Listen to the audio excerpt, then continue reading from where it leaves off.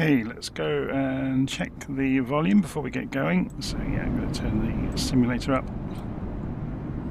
so you get to hear the airplane over me. So this evening we are going to fly the Inibuilds A350-900 ULR, or ultra long range, from San Francisco up to Seattle. So let's go and import the flight plan from SimBrief, KSFO to KSEA. That's the one. So there's our flight plan, and we'll go and have a look at the SimBrief flight plan. So 28 right out of San Francisco, and then the Hawk Zulu 8, I'm guessing they're going to call it, into 34 right. So we want 34 right, that's 34 right out to route. And that should give us a full set of charts here. Our first concern is where we are at San Francisco. We're taking off 28 right, so we'll have a little bit of a taxi. We're the exact opposite side of the airport. So, first things first, I guess. If you want to track my progress this evening, I'm going to try, alongside everything else, I'm going to run transmitter in the background. So if I disconnect this, I'm going to be VFA001, and I don't know which server I'm actually using. Actually, I'm not on multiplayer, so it won't make any difference. So once we've got transmitter up and running, if you've not seen this before, if you go to transmitter.virtualflight.online, it comes up with a load of pay status there, and then you can go to the radar, and there I am. So you can see that live, and there's a little label next to me as well, and it's got the wrong label at the moment. That one will disappear in a moment. It stays for 1 minute after you've changed it. So we'll leave that running in the background, and we'll go in and have a look in on it every now and again. Okay, so let's go and work through getting the A350 up and running for this flight, shall we? So Shift and X, then backspace, and we're inside the airplane in the peace and quiet. Going to go Shift and 4 to go overhead, turn the batteries on, so battery 1, emergency, and battery 2. Wait for them to do their light dance as they start the airplane up. And there they go.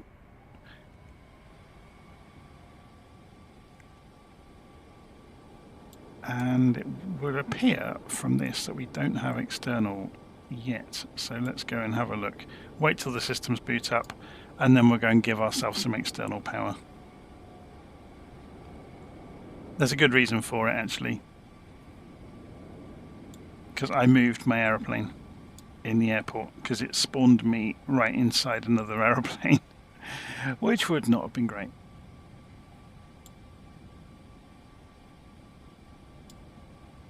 Is this going to come alive?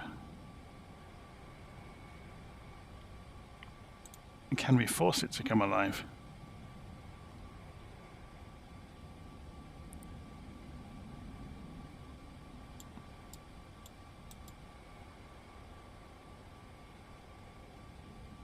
Interesting. Have we found a loophole in the aeroplane where it doesn't actually like doing this? Because we have no external power, and we have no way of getting external power unless there's another means that I don't know of. Let's have a look. Aircraft. Nope.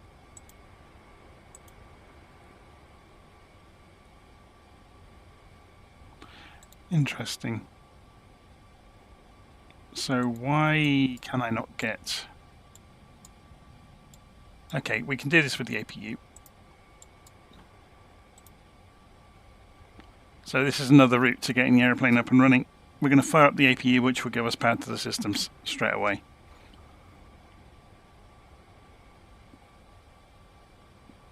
So if you didn't know about this way, then you're finding out about it today.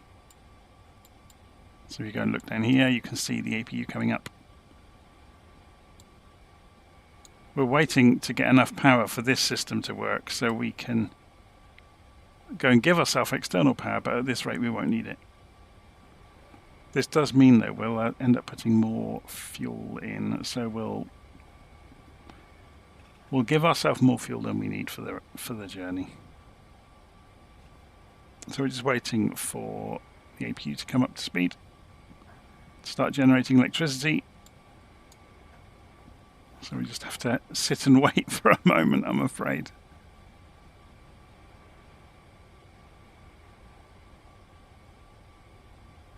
It's getting there. It's up to 80%.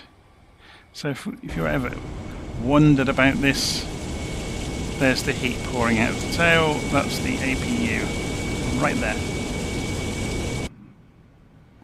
And we've got systems at last. It's gone to 100%. Excellent. So what I was going to have a look at in here was to go into the ground area and give ourselves the GPU. There it goes. And then we get the option to use the external power. It's a bit crazy, isn't it, that you need the APU on to fire this screen up to give you the GPU. Anyway, we've done it now. So, overhead. Strobes go to on. Or to auto, sorry. Nav and logo lights can go on auto. They're already on auto. We've already done the APU. The oxygen crew supply can come on. The emergency exit lights can go to armed. No smoking, and we'll put all of these on auto straight away.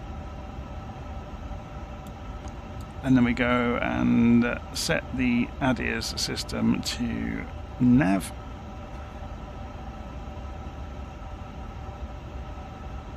Then down in the cockpit, oops, I didn't mean to press that. Shift and space will come down here. And we can go into the systems at last. So flight ops menu. Flight ops status SimBrief import, and that pulls our flight data in from SimBrief.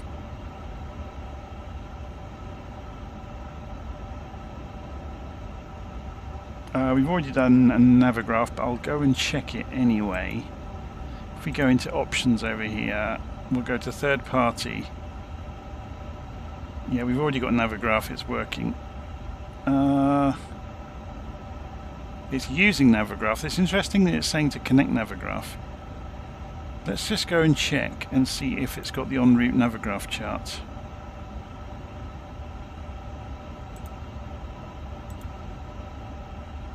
Looks like it has.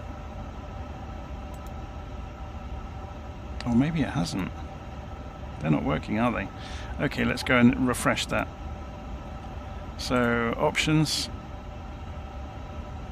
And grab my phone. It's interesting that it hasn't remembered that. Take a picture of the 2D code, and that opens up the Navigraph website. And I sign in as me.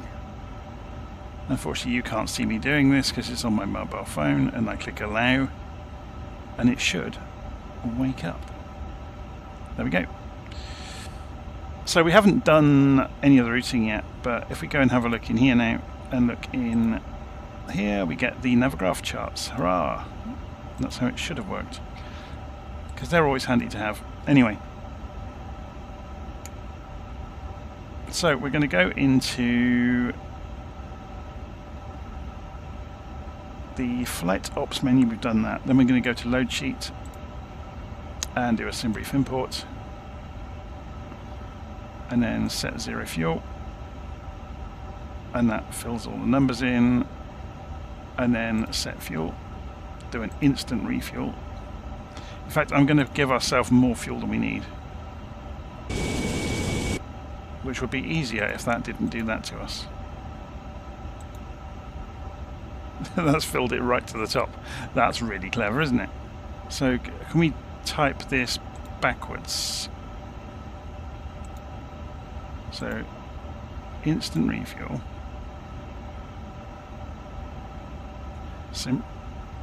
Wait for the dialogues to animate out of the way. SimBrief import. So it wanted 15380. So if I put the cursor in here, I can use this. They know about the tab problem. I'm going to put 70. And no, they can't look. 15380. We want 17380. So this doesn't know about cursor position. Okay. And instant refuel. So that puts that amount of fuel into the aeroplane. As you can see, we're not going to need a lot of fuel. So, has the SimBrief nav data actually changed though? That's what I'm just wondering. So I'm already on Navigraph. I've got 2506 R2. I'm guessing that'll be alright, but we can do it here anyway before we go and fly the aeroplane. So it's going to go and fetch it off the internet and update the aeroplane's navigation systems. There we go. So fingers crossed. Yeah, it hasn't changed the signage. So 2506 R2 is the same set. It was already up to date.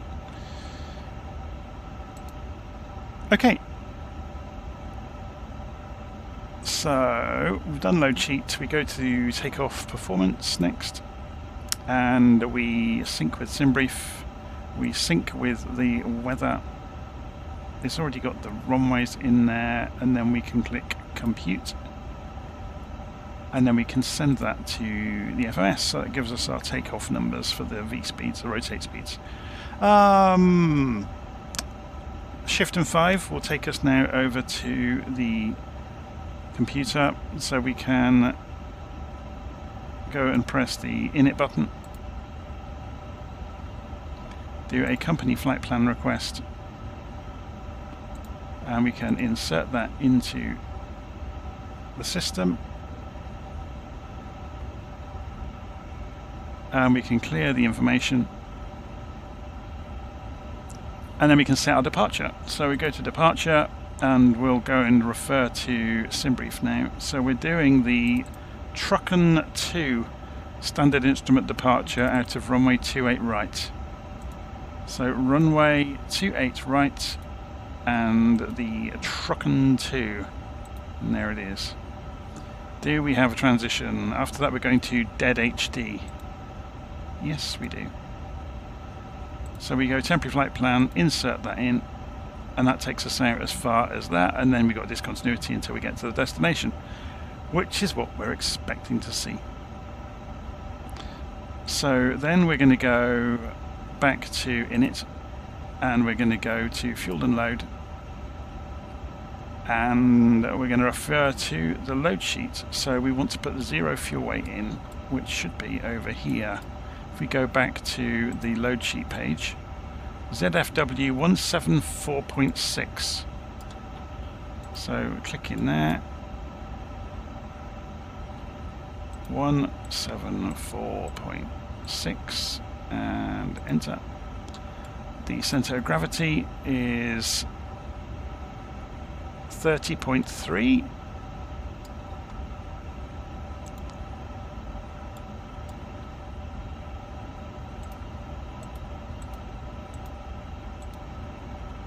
And the block fuel is fuel load 17.38, 17.4 we'll call it, 0.3. We'll round it down.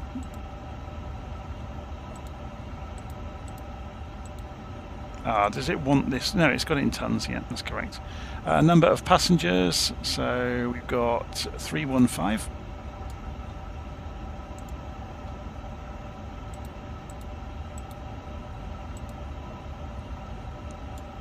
And that's it. Did we do the cost index? It's already in there, isn't it? So just double check the cost index. Yeah, it came in from the tablet. That's all good to go. So we come back out of there. We've done the fuel and load. Now the takeoff performance. So it's got the numbers, so we can confirm the speeds.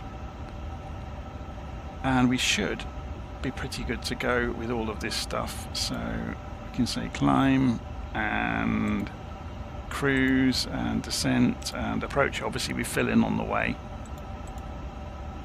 So that's all good. And come back.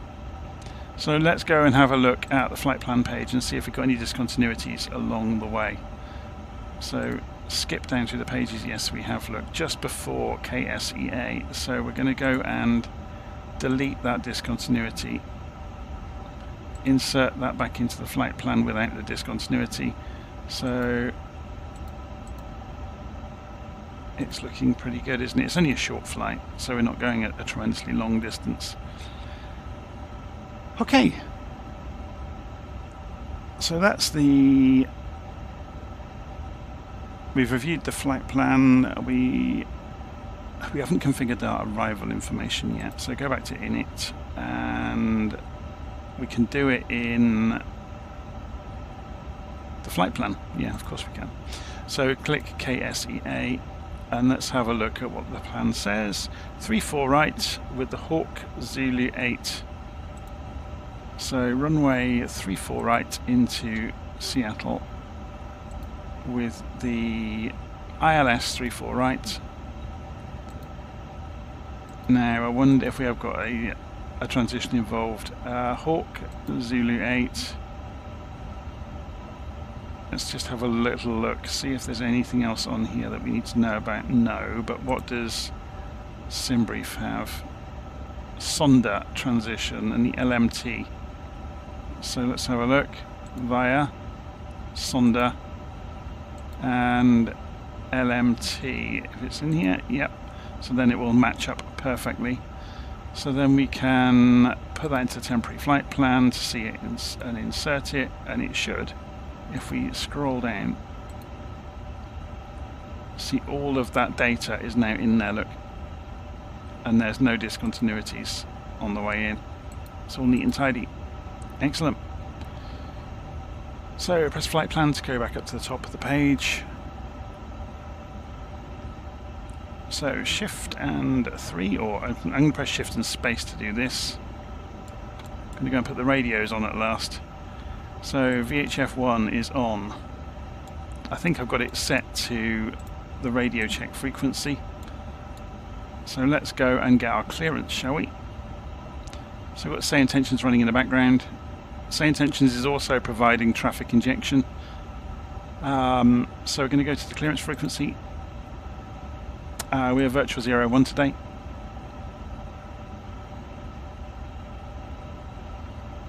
So yeah, Matt Plays is saying I've got the wrong SimBrief profile. Yes, I know. The ultra long range hasn't got as many seats, but we'll see if it makes a difference. It shouldn't. Yeah, because you're supposed to have the specific SimBrief profile for the aeroplane if you're doing it ultra correctly. To be honest, I'll be happy if we get to the other end without it crashing. SayIntentions have been making huge strides with the traffic injection. I have learned, and I haven't confirmed it yet, don't accelerate time in the simulator if you're using traffic injection. It's yeah, it's probably a huge no-no. Anyway, you can imagine, you know, how much it would mess up the planning and the scheduling of the aeroplanes in the air around you. So we're going to clearance 118.2. And that's tuned in, so that's working. So we're going to call clearance, and we're going to get our clearance to Seattle. We do need to go to ATIS first, though, actually, if we're going to do this properly. Hulu. So information delta. At That's all we need to know about to make our communication, yeah? Sky conditions. San Francisco clearance, virtual 01, requesting clearance to Seattle with information delta.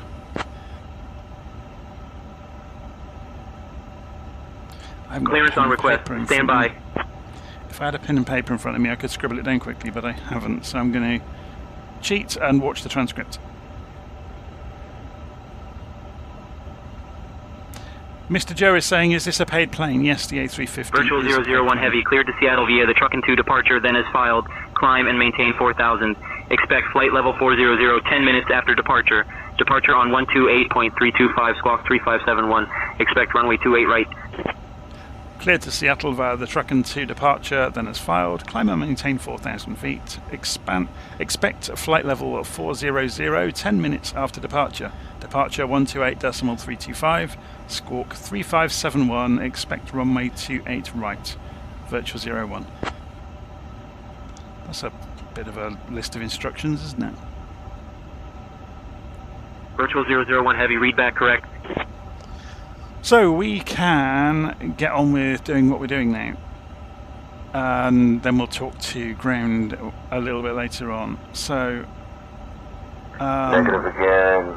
Boarding has started, and the first passengers are aboard the plane. You seem to have the wrong flight plan, sir.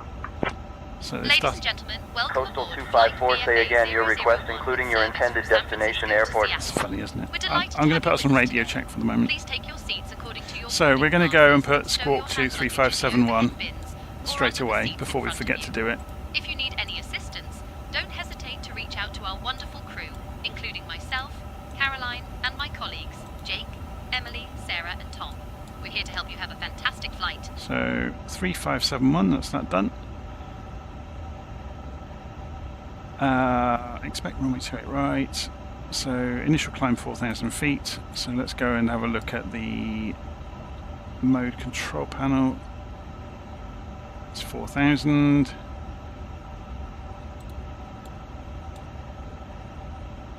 We've already got, because we've got a programmed route, it's already got managed mode. That's interesting it's done that without having, no, it's not landing system, is it? Yeah, I get confused between the different aeroplanes because I'm changing planes all the time. Let's put the constraints on here, and can we get, no, that's probably the minimum zoom we want actually, isn't it? On the navigation display. So let's go and calibrate the altimeters, as Americans call them.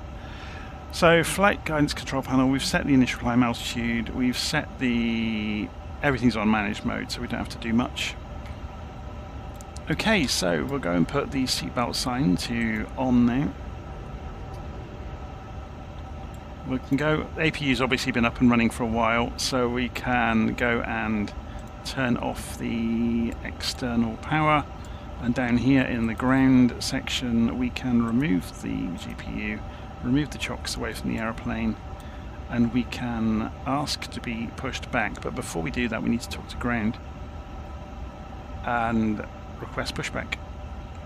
So should we ask the cabin crew if they've got all the passengers on? Hi, are all the passengers on all right now? Please. I've run out of words then.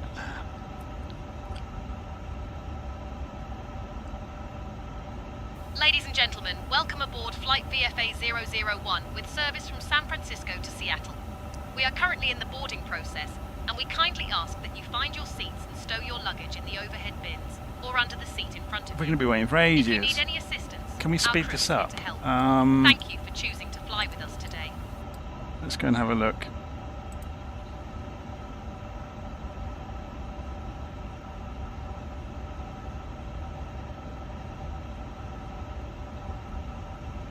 Interesting. I think it's ready to go already. I don't think it colours in on this aeroplane as they get on board.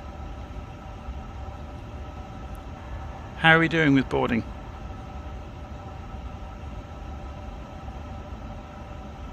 Boarding is going smoothly, Captain. We have most passengers on board and are just finishing up with the last few. Everything is looking good. Can you let me know when everybody's on?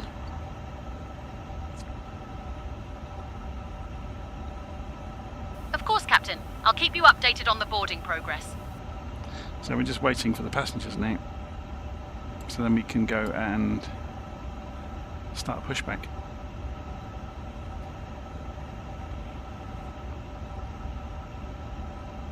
I wonder if we can encourage them to shut the doors and get on with it. Can you get the doors closed? We need to do pushback now.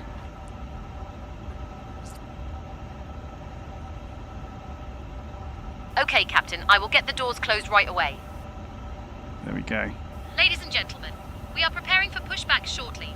Please ensure your seatbelts are fastened and all carry-on luggage is securely stowed. Okay, so Thank you for your I'm going to go back cooperation. onto the ground frequency and we're going to request pushback and start.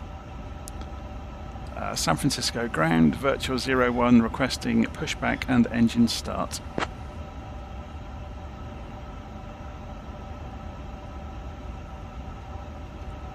Virtual 001 heavy, pushback and engine start approved. Tail west. Pushback and engine start approved, tail west, virtual 01. So let's have a look at that on the chart. We are over here, tail needs to go to the west. That's really odd. There's no way for us to navigate there.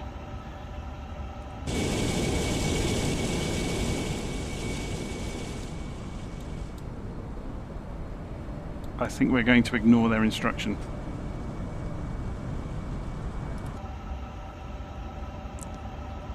Let's have the conversation with them, see what they say.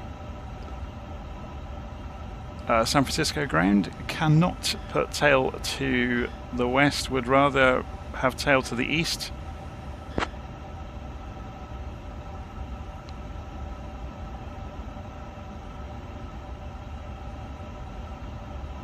Virtual 001 heavy, pushback and engine start approved with tail east.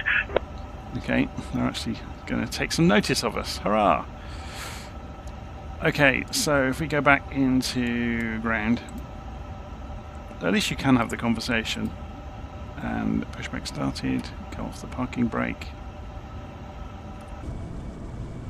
Let it go. It's doing it without the truck, look. That's interesting. The cabin is ready for departure, Jonathan. And here comes the truck. I love it when things don't quite work right. Ladies and gentlemen, welcome aboard flight VFA 001 with service from San Francisco to Seattle. We're delighted to have you with us today. Our captain Jonathan and our first officer Amanda are at the controls, ensuring a safe and pleasant flight. Joining me in the cabin are my wonderful colleagues, Jake, Emily, Sarah and Tom. We're here to help you have a fantastic flight.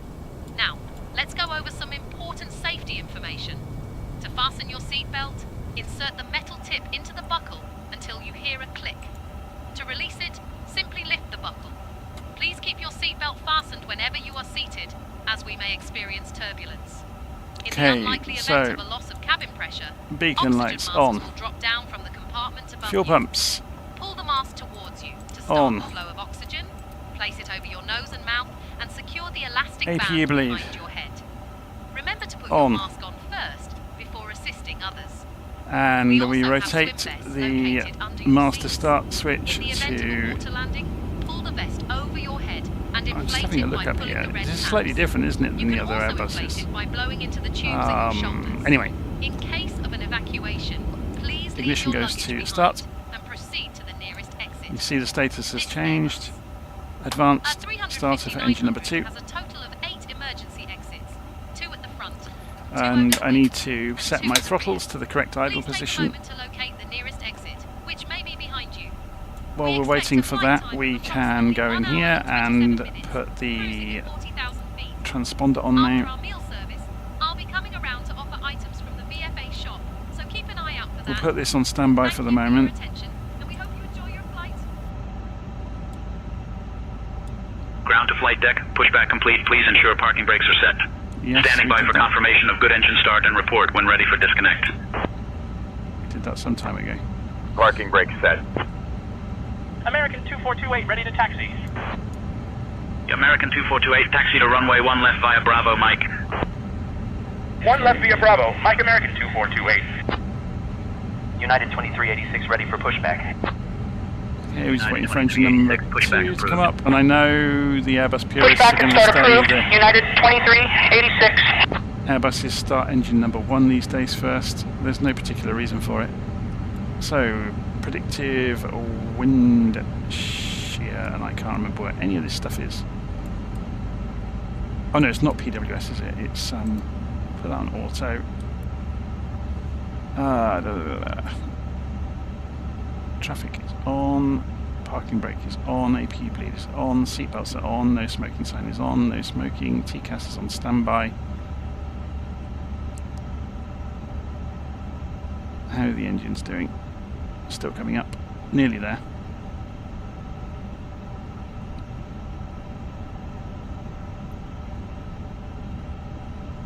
Okay, let's go and put the taxi light on.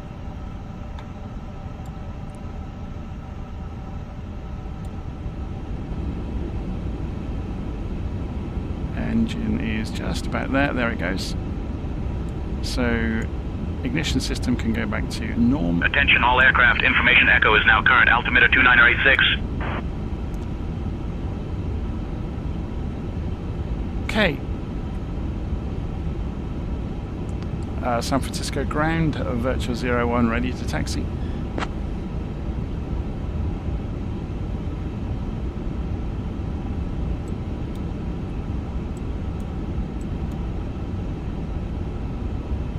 Virtual 001 heavy, taxi to runway 28 right via Bravo Echo, cross runway 10 right, then cross runway 10 left, then Charlie cross runway 19 right, then cross runway 19 left at your discretion.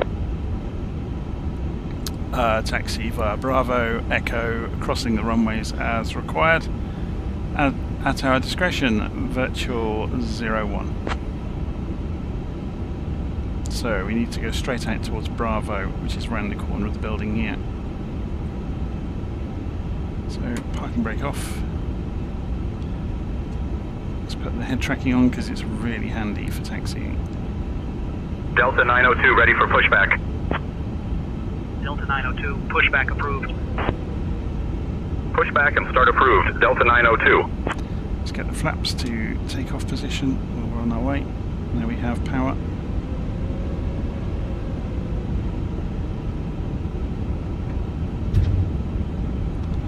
So all of these aeroplanes are coming in via the traffic injection. None of them are multiplayer or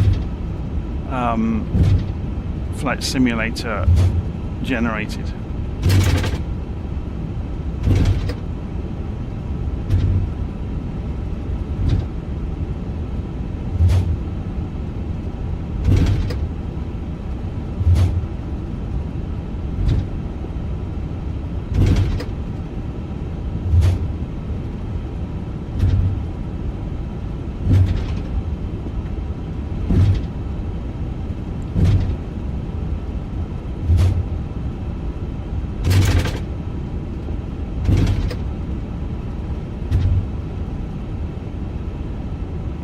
Going to go and check which direction we should be going. Somebody's just taking off over there. Let's have a look at the map. So here's Bravo, goes right along the edge, and then we want Echo to cross over, which is right over there. Okay, so we turn left here, follow the other guy in front of us.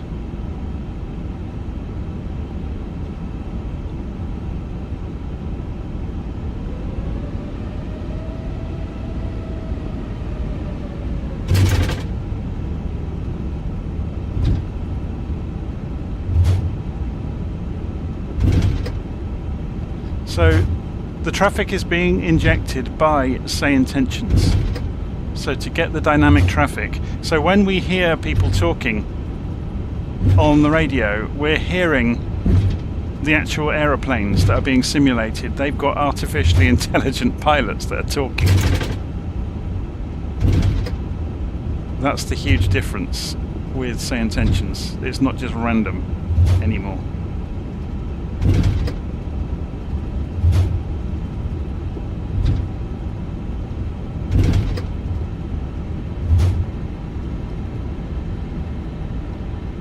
Southwest 3800, taxi to the gate.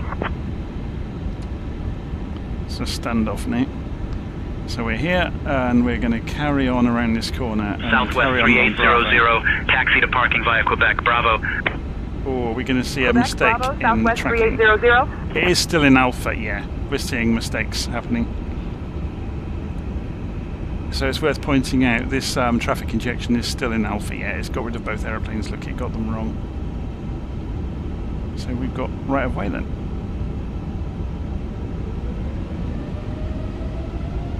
Let's try and get there before he does.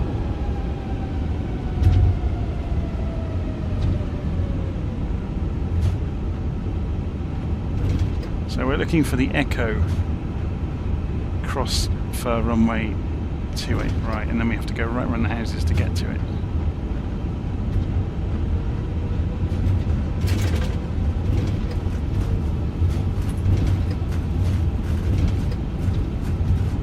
Bravo, Alpha, was that Delta? So we're on Bravo, and that's Delta there. The next one's Echo then.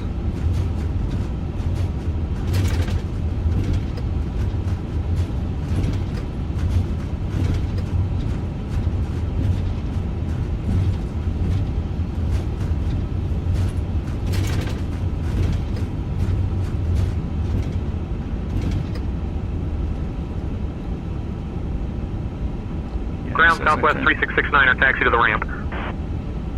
Southwest 3669er, taxi to parking via Quebec Bravo. Quebec Bravo, Southwest 3669er.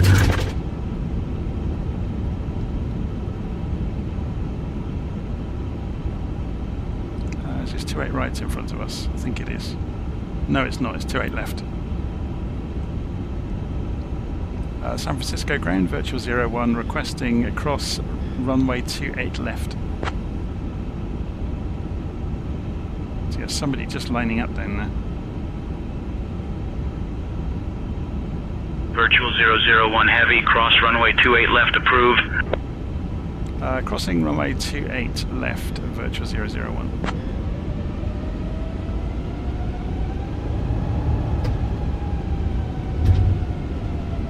Virtual 001 heavy, crossing runway 28 left approved.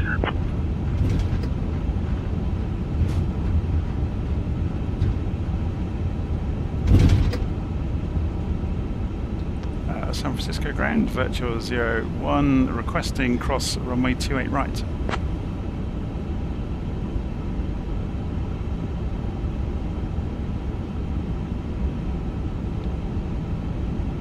Virtual 001 heavy, cross runway 28 right approved. JetBlue 201 looking for pushback and start. JetBlue 201, San Francisco ground, pushback and start approved, tail northeast.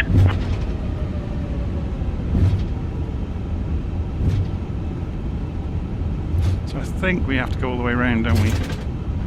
Echo continues, yeah, right the way around the back of the runways.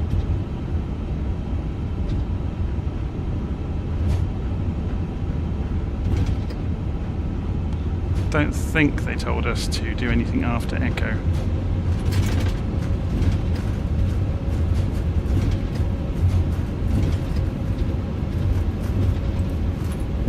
Oh, we can cross those at our discretion. Okay, we didn't have to go round.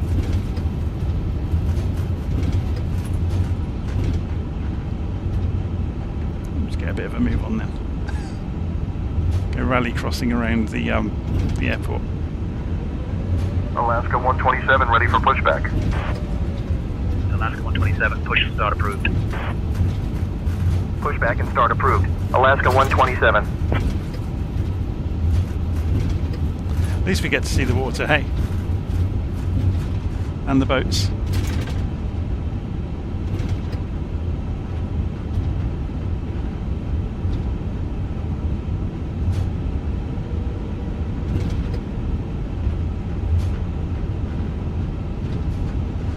Oh, here we go. Here comes the famous cloud in San Francisco, billowing down towards the runways.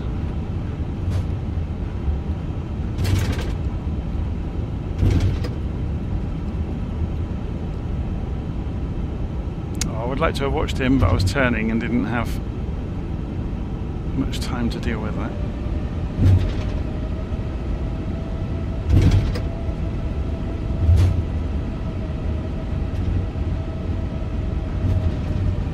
So someone's asking what's the best keybind for the brakes, or what is the keybind? You can set it up however you like. I'm not sure what it is out of the box because I've programmed a button on my controller. Alaska 127, ready to taxi. Alaska 127, taxi to runway 1 right via Zulu 2, Zulu Bravo 1 Alpha. 1 right via Zulu 2, Zulu Bravo 1, Alpha Alaska 127.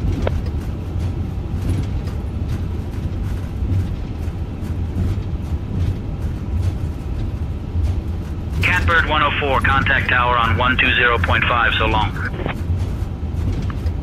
Over to tower on 120.5. Good day, Catbird 104. San Francisco ground, Catbird 104 at gate 11, requesting pushback and startup. Catbird 104, pushback and startup approved, tail northwest.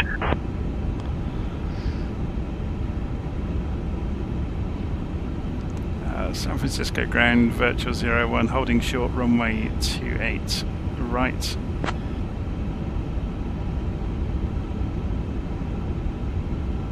That's what they're waiting for. Virtual 001 heavy, contact tower on 120.5 for departure clearance. Contacting tower 120.5, virtual 01, thank you. San Francisco tower, virtual 01, holding short, runway 28 right for departure to Seattle.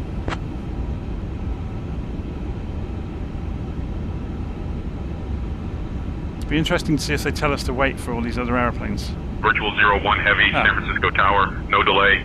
20N on a 6-mile final runway 28 left. Winds It's 300 magic the matter of our way. RNAV trucking cleared for takeoff. That was, yeah, so it has its limits at the moment. That's a shame that it did that. I know they're improving it all the time. So we want these Frontier Flight drones 3308, holding short, runway 28 right, ready for departure. Frontier Flight 3308, winds 285 at 18, runway 28 right, cleared for takeoff. 28 right, You've just cleared given for me takeoff. clearance. Frontier Flight 3308. American 2177, contact ground on 121.8. Ground, American 2177. So I need to go and set flaps to take off. If I haven't done already, and it's saying I haven't. Let's go and check the takeoff performance.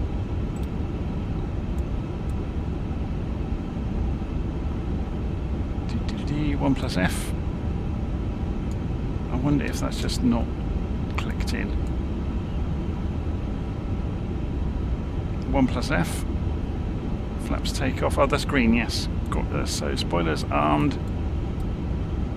Cabin ready, auto brakes. Flight Papa Victor, welcome to San Francisco. Takeoff. Contact ground on 121.8. Cabin is now ready. Takeoff config test. And is it going to come up norm? Try again.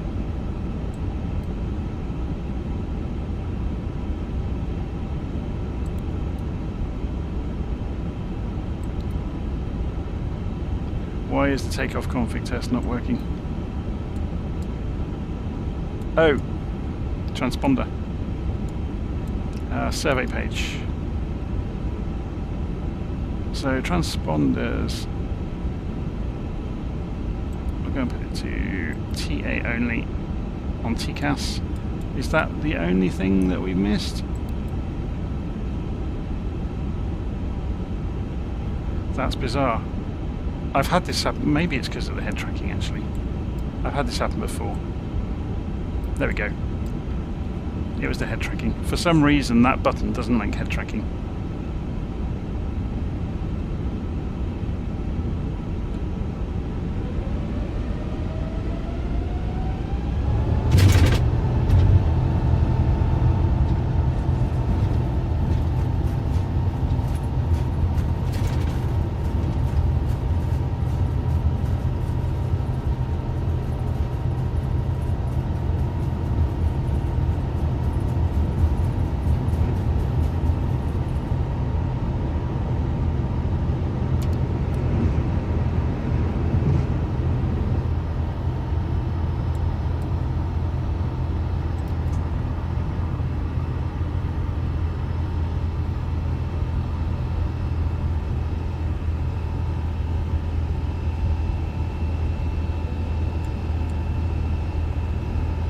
Virtual 01 heavy, San Francisco tower, contact departure.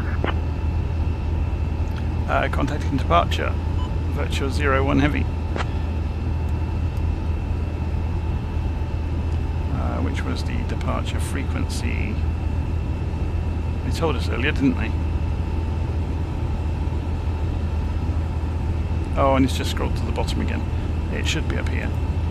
San Francisco departure, virtual 01 heavy, departing runway 28 right, en route to Seattle.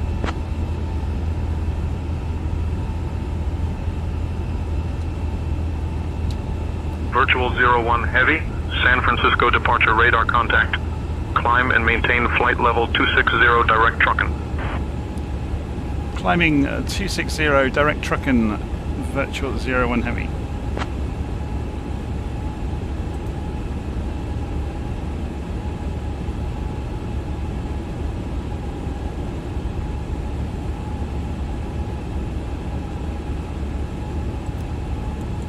So what's it complaining about? TCAS, it says it's still not working. Oh, helps if you turn it on. And you can go to TARA now. So that should clear out. How do we clear the messages? It's down here, isn't it? Somewhere, there's a clear button. Miles away from the actual screen to do it. There it is.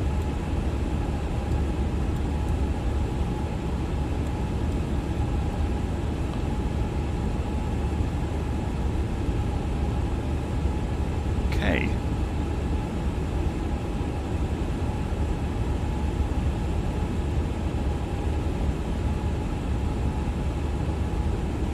So there's a good comment there from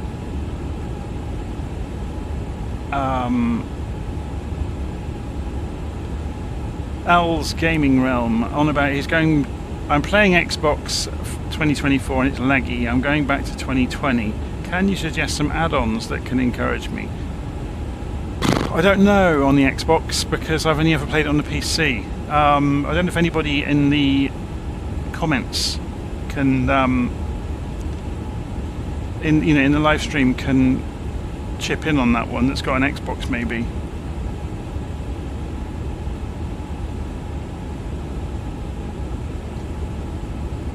So I'm just looking around. So there's the, okay, we're over the top of Oakland, aren't we? Because there's the Oakland Bay Bridge, there's Golden Gate in the background, there's Marin over the other side of the bay, there's the city.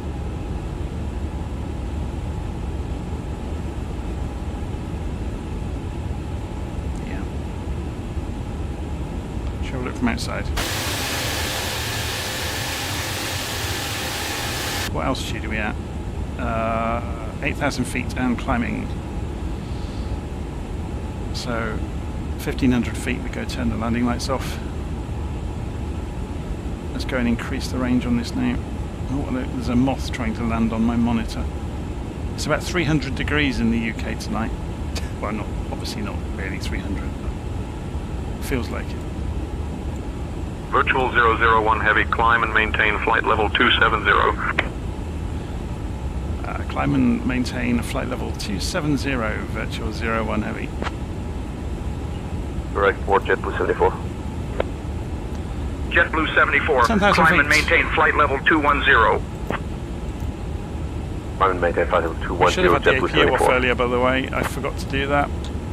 That's on Dear my... guests, we are pleased to inform you that the use of My electronic bad. devices is now allowed. You can now connect to our onboard Wi-Fi service as well.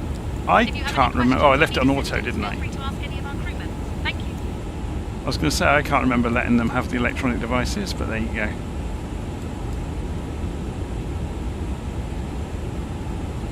The PMDG aircraft are all fantastic. Yeah, so if you want a really good airplane to play around with on the Xbox, if you can afford it, the PMDG 737s are amazing.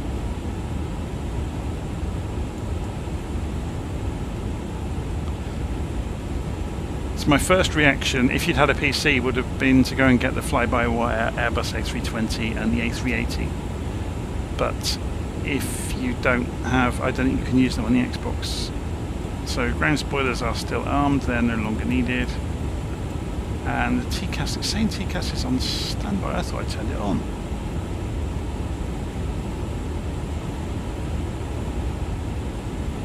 What's going on?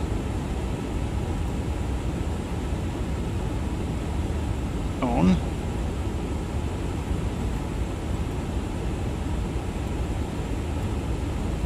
had to cycle it. I think that was a bug. So coming up through 12,000 feet, we're doing an open climb because they told us to go straight for the altitude. But they're saying that the SID didn't have much in the way of constraints on it. Should we go and have a look at that? I should have had a look before we took off, really. Virtual 001 Heavy, climb and maintain flight level 300. United 2386, contact NorCal on 120.9er. Climbing to flight level 300, Virtual 01 Heavy. So, we can actually go and have a look now.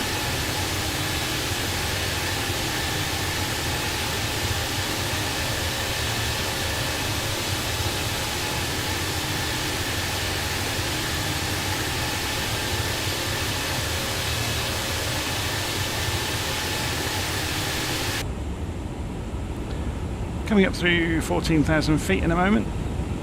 Transition altitude is 18,000 in the US, so we'll be switching United to 1998, turn left heading 140. barometric pressure in a moment. Left heading 140, United 1998. So the 737-600 is very, very good value.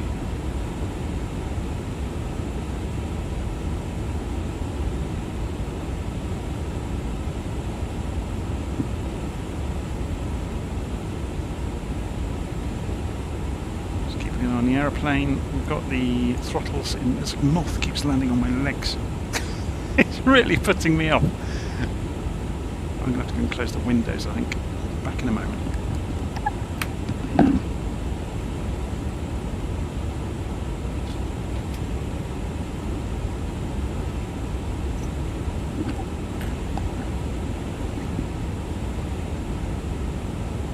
Okay, how are we doing? 15,500 feet and climbing.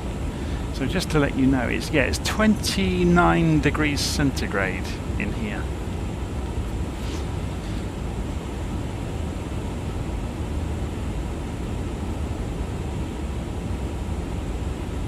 There's a bit of a heat wave hitting the UK at the moment.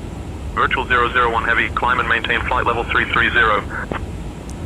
Climb and maintain flight level 330, Virtual 01 Heavy. Over to NorCal on 126.475, Shay, Spirit Wings 910. Southwest 5052, contact Oakland Center on 134.15. Switching to Oakland Center on 134.15, Southwest 5052. Should we get the co-pilot to do the radio comms for us? Hi, can you take over radio comms for the rest of the Virtual 001 flight? Heavy, contact Oakland Center on 127.8. I'll handle the radios from here on out. Well, you just missed that one.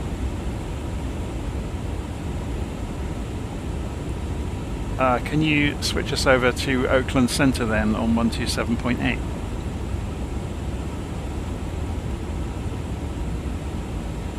I'll handle the switch to Oakland Center on 127.8.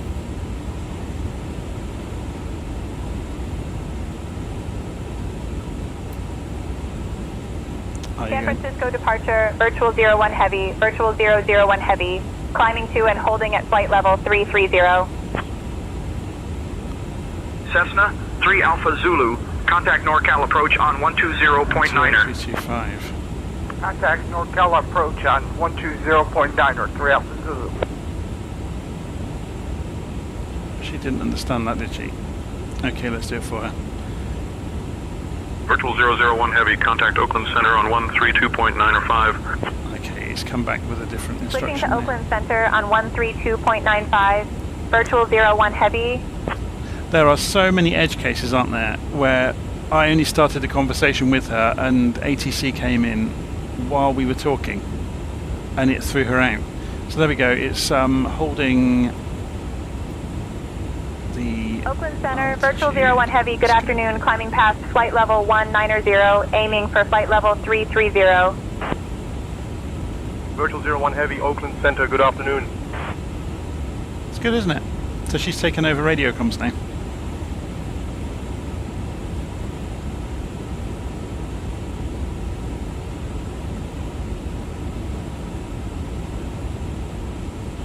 The everybody I'm just reading the live stream comments. Everybody really piles into the default Airbus. The A320 that comes with Flight Simulator 24 is fine. You know, the Airbus version 2 from Inibuilds. Center, climb and maintain flight level 380. Climbing flight level 380, virtual 01 heavy. Climb and maintain flight level 380, virtual 01 heavy. I've given her one job and she's damn well going to do it. It's okay, I'll take back over the radio comms.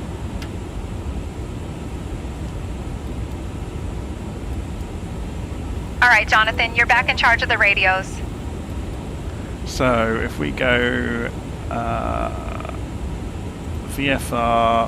IFR high night mode, and we'll see the sectors, because then we know when we'll be expecting a handoff to the next sector controller.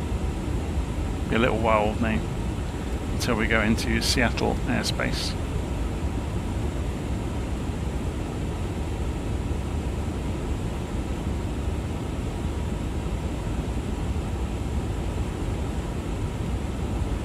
So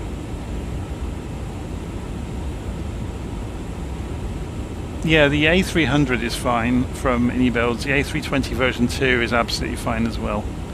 The purists will poke holes in it and say that it's not as good as the Phoenix, but for most people it's good enough. You know, unless you're studying,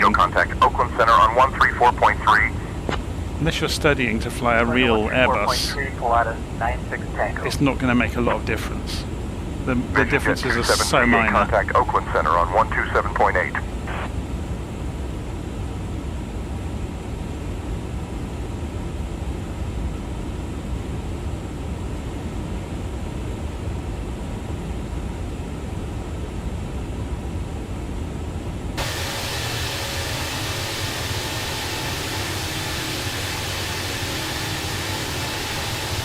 Virtual 001 heavy, climb and maintain flight level 400. Climbing to flight level 400, virtual 01 heavy. I don't know why they keep doing this when we're nowhere near it yet. That's something they need to work on.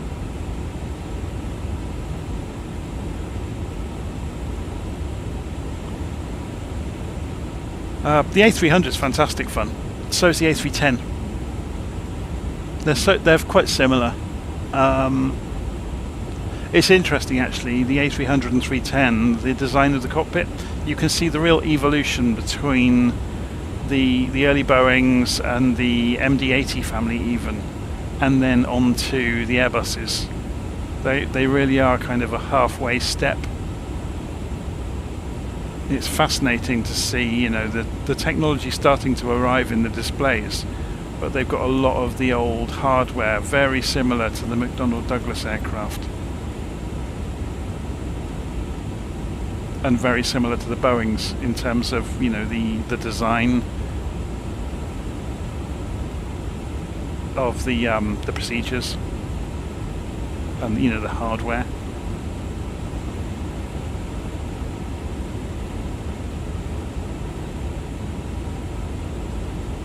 Okay, let's go and switch this out. So we've got a little while until we'll go into Seattle airspace. I'm going to go grab a coffee, so I'm going to ask the co-pilot to do radio comms for a few minutes. Hi, can you take radio comms while I go get a coffee? Oh, I've just asked the cabin to do that. Sure thing, Captain. I'll handle the radio comms while you're away. The cabin's just offered to do the radio comms. It's okay, I'm only joking. Can you get me a coffee though?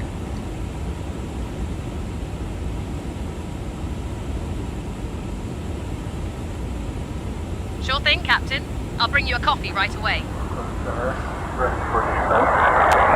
What's the name of our co-pilot? Let's go and find out her name. It's a bit rude to not even know her name, isn't it? So we want to go into intercom. Amanda.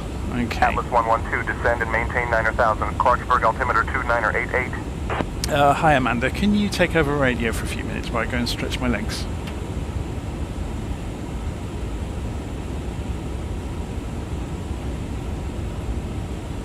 Sure, Jonathan. I'll handle the radios while you take a break. Okay, I'm going to be back in a few minutes.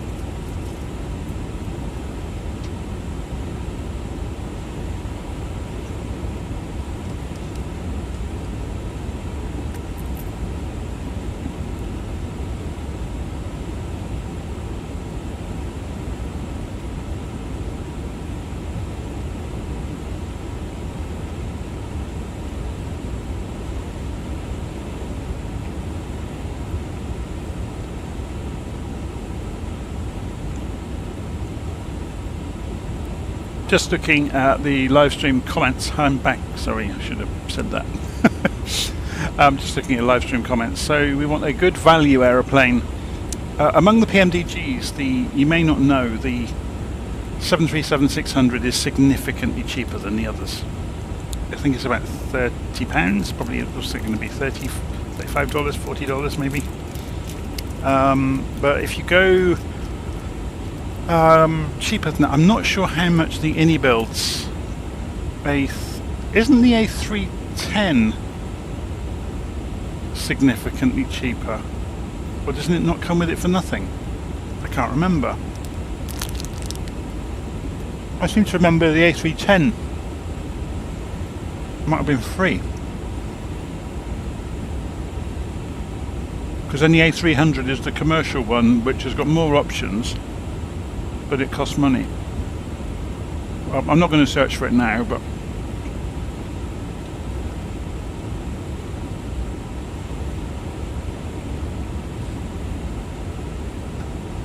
it just occurred to me I've got a Mac sat alongside me.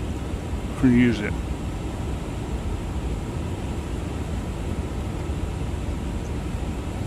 How much does the Airbus A300 cost for MSFS 2020? Question mark.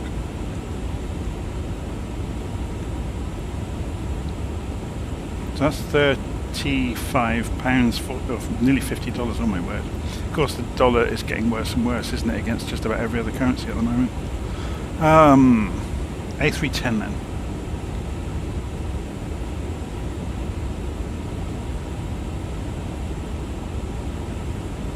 Yeah, it's free. There you go. So Owl's Gaming Realm, the Airbus A310 for Flight Sim 2020 is free. And it's good. Yeah, it's very, very good.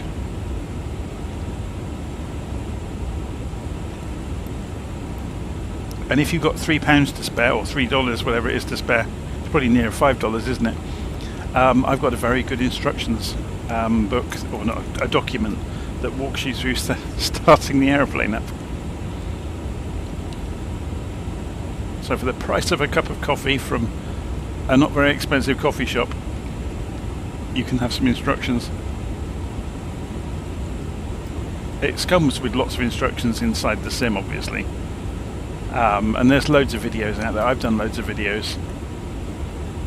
In fact, if I have a look online, if we just open this up while this is running, we're going to see YouTube in YouTube and break the universe. If we go to YouTube and go to my channel and search my channel for A310, sorry, which is the free one. Beginner's Guide to Starting the Airbus A310-300 from Cold and Dark. There you go. I've done it, I've videoed it, so you can follow along for free. But if you want a document, you can go and get them from me.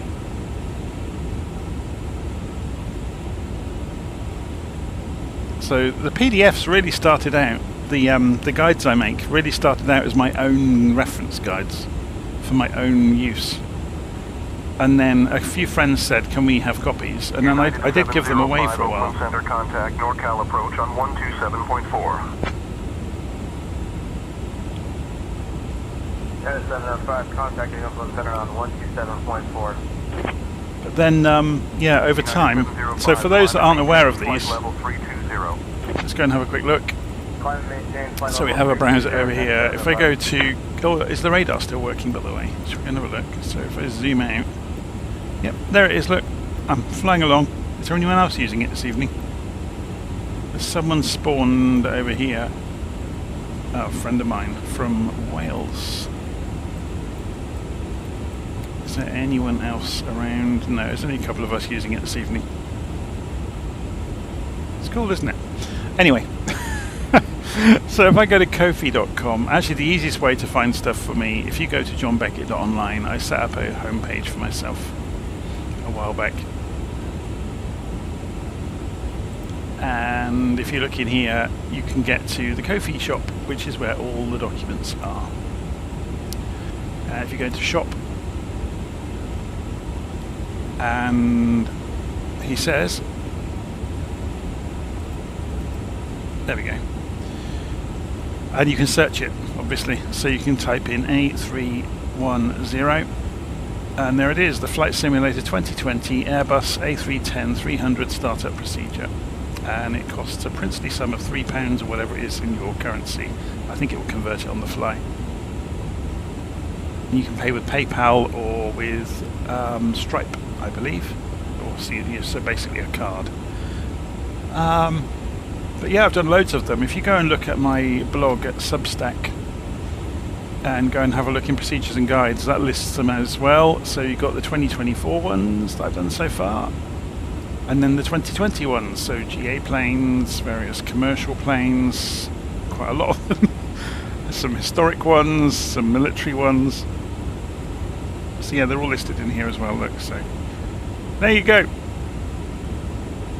Lots and lots of procedures. And again, I've written them up mostly for my own use.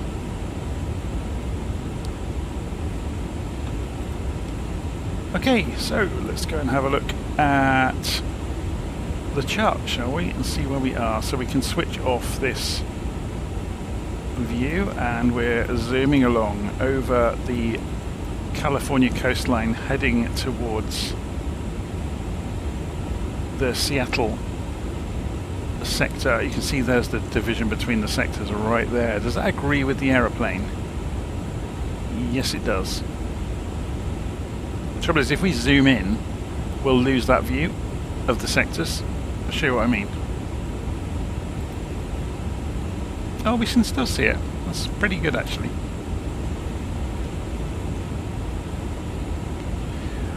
Will I use chase plane? I have not tried it.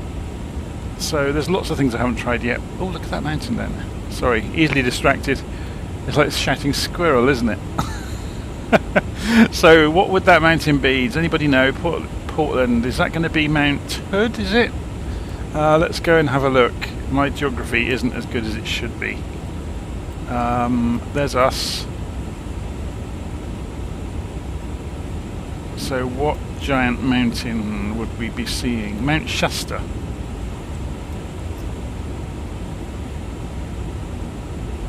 So if that's Shasta, then I guess Hood's way further up near Portland, isn't it? Yeah, it's up here, look.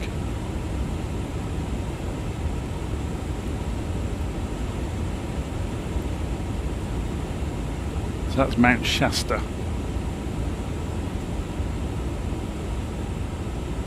If we put head tracking on, you can get to actually see it.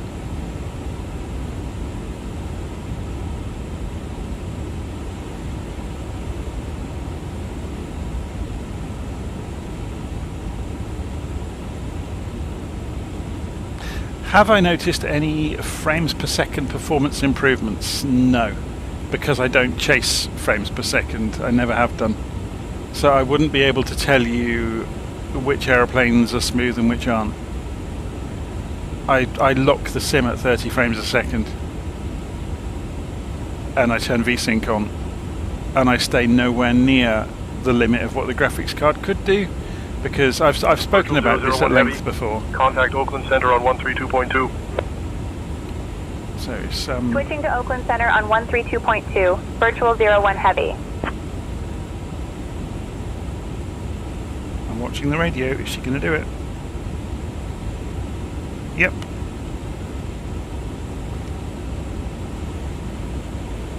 Oakland Center, virtual 01 heavy afternoon.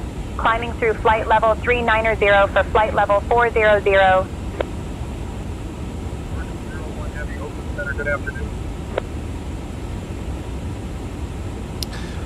So yeah, I've spoken at length about this in the past, about frame rates and things. So I'm not going to go and retread old ground. I think if you try to get the simulator to run at a given frame rate, and you know, if you're trying to push it like 60 frames a second, you're just going to have a bad day. As long as it's usable, I don't really mind what frame rate I'm getting. That being said, I did buy a brand new PC to play 2024 on, which took me 6 months to pay for.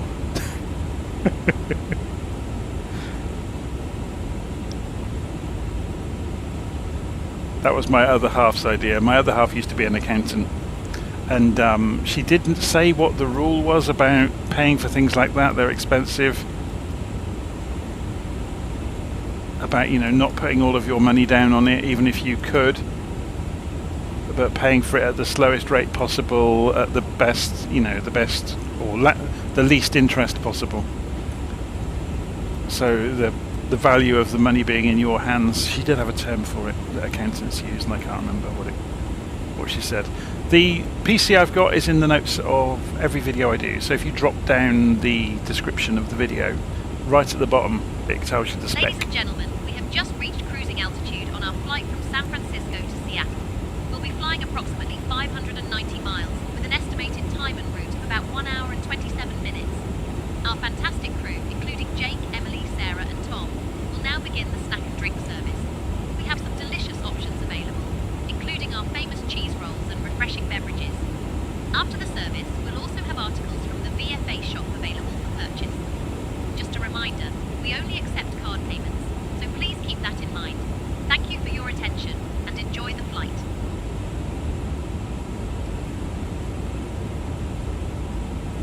There we go. You can buy a smashing cheese sandwich apparently, or a famous cheese sandwich I think they called them.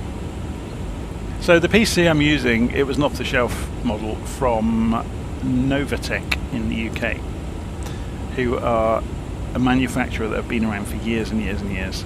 They've got a great big online shop. And I basically went about, I don't know, it was around the time that 2024 arrived. I put the order in. It was probably about a month before actually, and went basically for the fastest off-the-shelf PC you could get that wasn't ridiculous.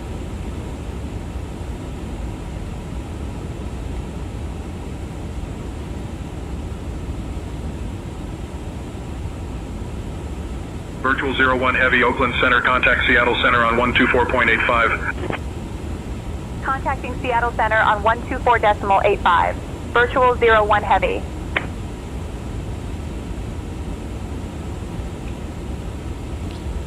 It's interesting to listen to the way she introduces herself to the next controller. Seattle Center, Virtual 01 Heavy, afternoon. Maintaining flight level 400. Virtual 01 Heavy, Seattle Center, good afternoon.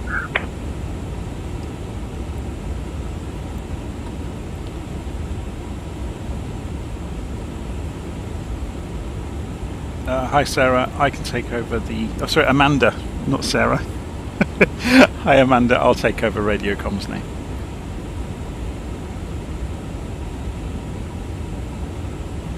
Alright, Jonathan, you're back in charge of the radios.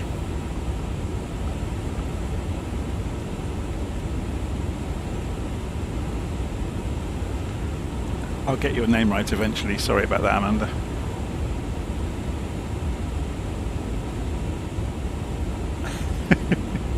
No worries, Jonathan. Let's focus on the flight. Seattle Center, SkyWest, 6339, 16,000. SkyWest 6339, radar contact.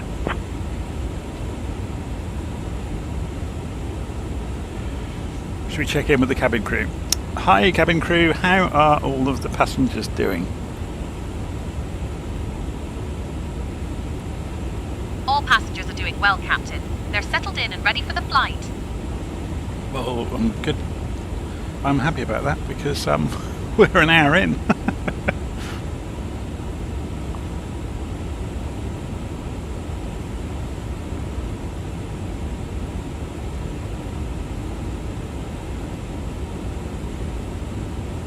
I've already asked for a coffee from the cabin crew.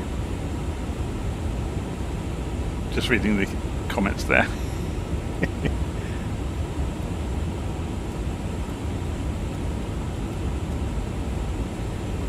One day I will go and get GSX, and then when we wander down to the cabin it'll be full of people. But it's a bit of a resource hog though, isn't it? And it's one more thing to break. That's the kind of the way I look at most of these things.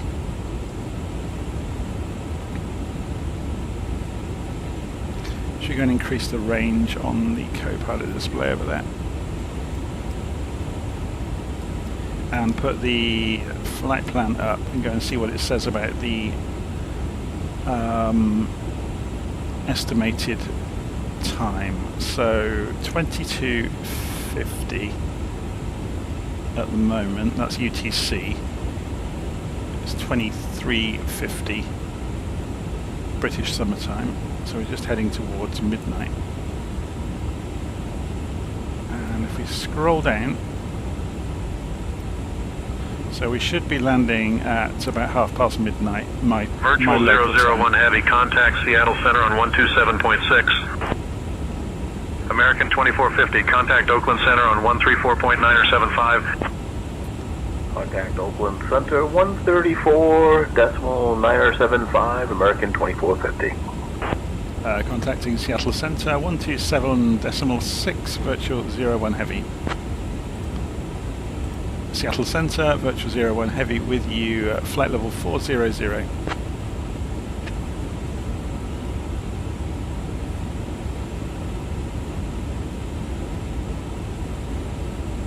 Virtual 01 Heavy, Seattle Center, good afternoon.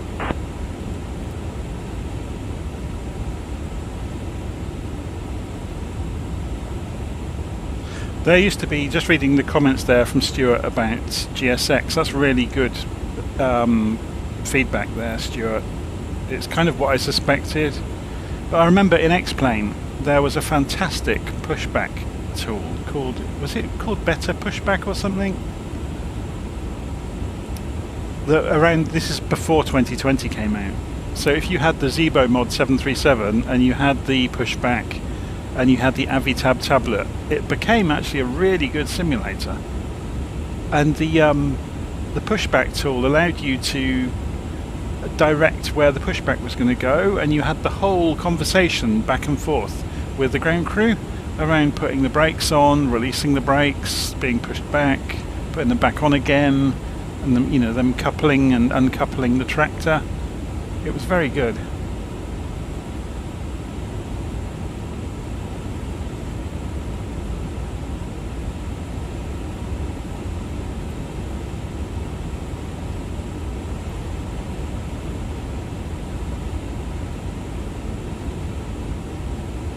I haven't played X-Plane since 2020 came out. I removed it when 2020 came out.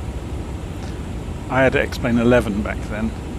I've been tempted to look at X-Plane 12, but I think you'd have to sink so much money into scenery. It would just be an endless circle of fiddling with the simulator.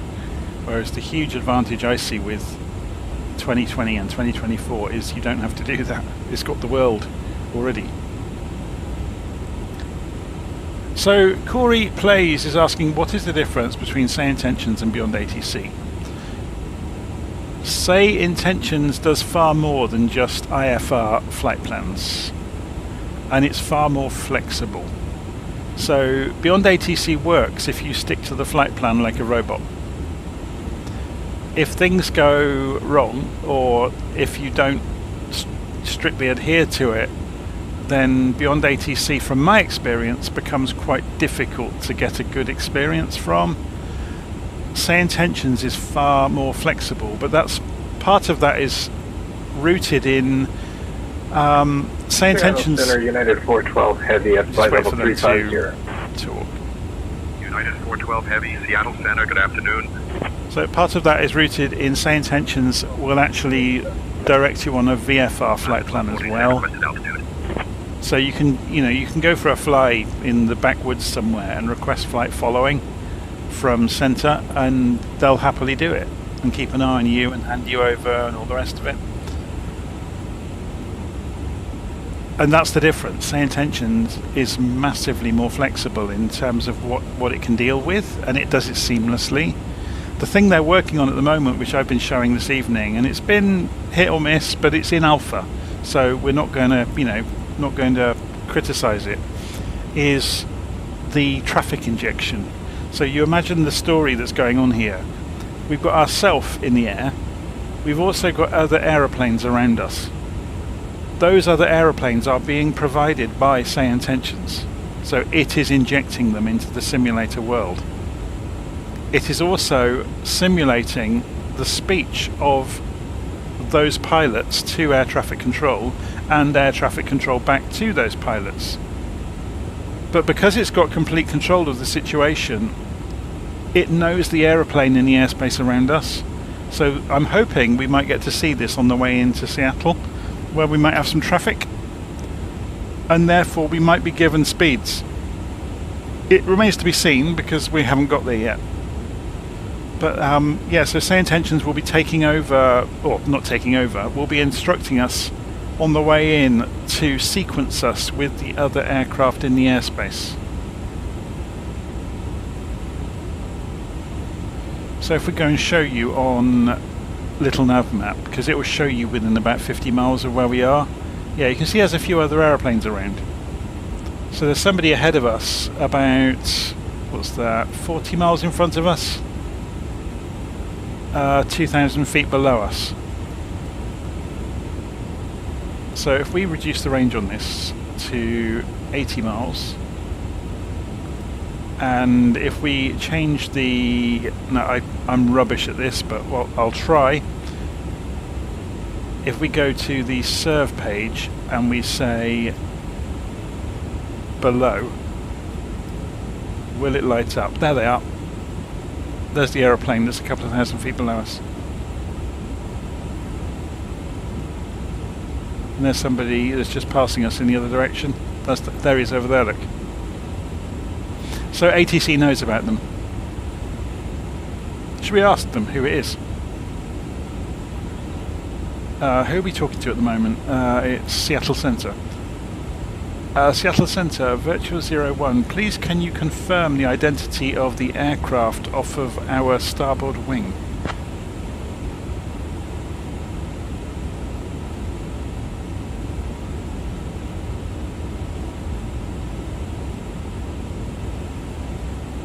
Virtual 001 Heavy, unable to confirm the identity of the aircraft off your starboard wing. Maintain current heading and altitude. Maybe because I didn't say it was far enough away. The aircraft, how many miles ahead of us? About 40, isn't it? Can you let us know the identity of the aircraft about 40 miles ahead of us?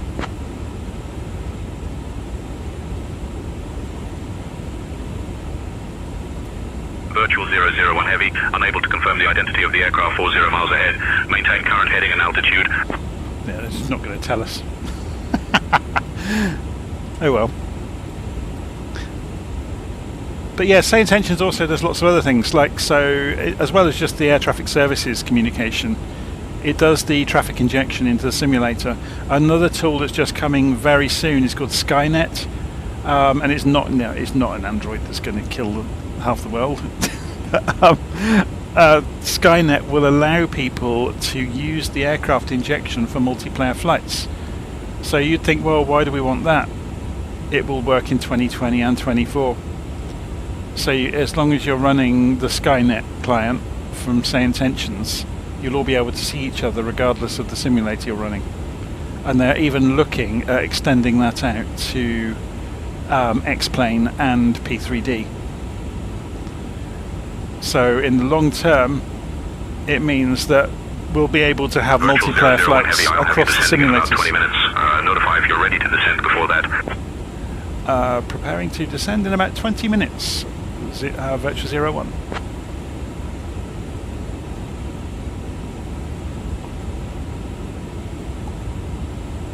Also, as you'll have seen during the flight, we can have a co-pilot in the cockpit with us.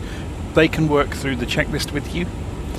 We've also got, we can have cabin crew, which you've heard while we've been talking to. You can have a mentor in the cockpit with you. You can have a tour guide in the cockpit with you. Bravo, cleared to Renton. Radar vectors LKV then as filed. Climb and maintain flight level 280. Departure on 127.6. Squawk 4375.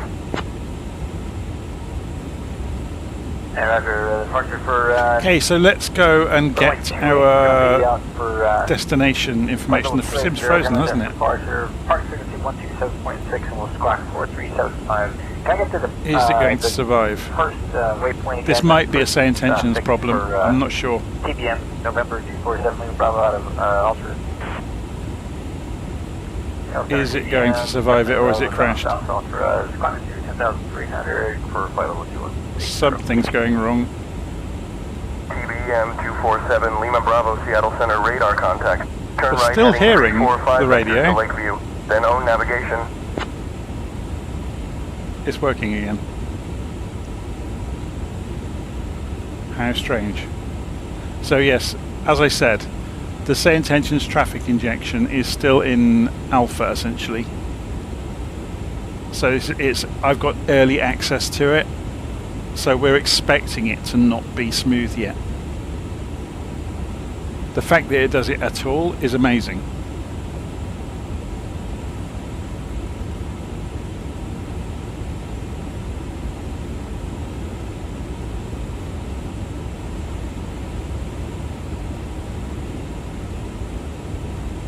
The other trick SayIntentions can do, which makes it very, very immersive, and it's a really crafty trick, is you can opt to let it record your communications with air traffic services.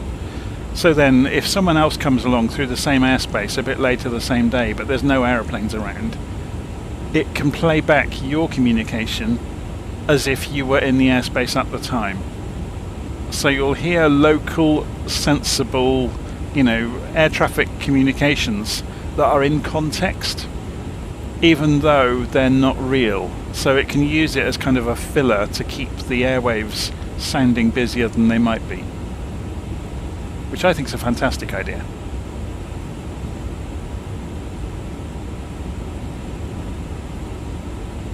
I'm sorry if I sound like a one-man advertising billboard for SayIntentions sometimes, but it has made a huge impact on me using the simulator. And it's taken it beyond just operating the aeroplane.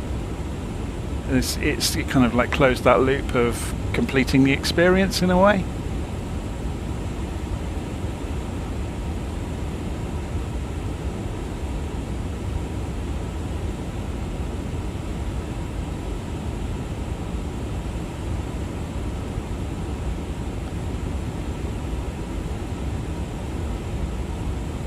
We were going to go and fill in the data, weren't we, on Seattle in the performance pages of the guidance system. So we'll open Seattle, go and put the weather in. Okay, so down here we go to the performance button, and then we go to approach, and we want the magnitude, the direction and magnitude of the wind.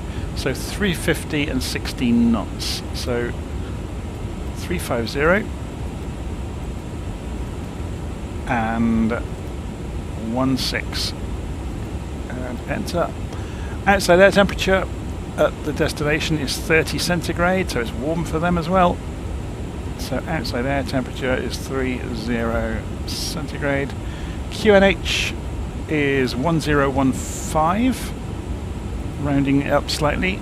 1015, enter.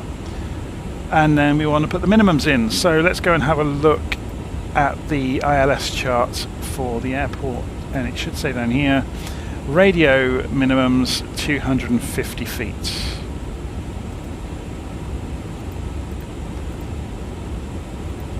So the reason they are different, if you'd never realised this, you've got the barometric pressure minimums, which are 522 feet, and then you've got the radio. So radio measures above the ground, or radar measures above the ground. The barometric reading reads above sea level. So you'll find that the airfield is at an elevation above sea level, which is up here somewhere, and I can never remember. Here we go, airport elevation, 432 feet. So what they're basically saying is your minimums for if you are using above ground level, you use 250 feet. If you're using above sea level, you're actually going to get a little bit lower. If you think about it, if you take that 400 odd feet away, you'll be about 100 feet above the ground by the time you get to your minimums using the baro. Yeah, so you can only have one or the other. Anyway. So yeah, I'm not sure, I don't know if that, I've not read all of the news coming out of Flight Sim Expo yet. I really wanted to go, and I could have afforded to go, but I'm just too busy at work. There's no way I could have had the days off to go over to Flight Sim Expo. I would have loved Center, to. Delta 2955, flight level 350. I've been so busy recently. This is why I'm only in the simulator at midnight. This is the only reason. Comanche 9er Tree Papa, what's your final?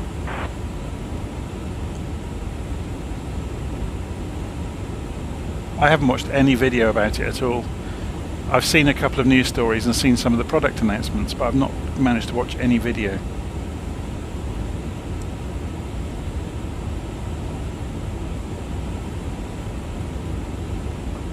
I'm just trying to think. I think we're off to the cinema tomorrow night, so I won't be online tomorrow night. I'm just going to check. We're going to see the Formula 1 movie, I think.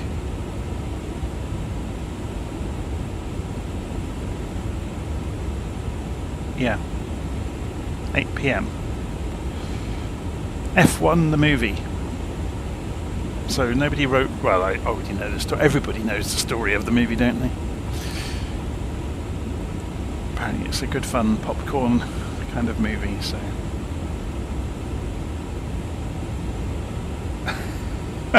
Max White saying FS Expo was full of Flight Sim nerds' mind.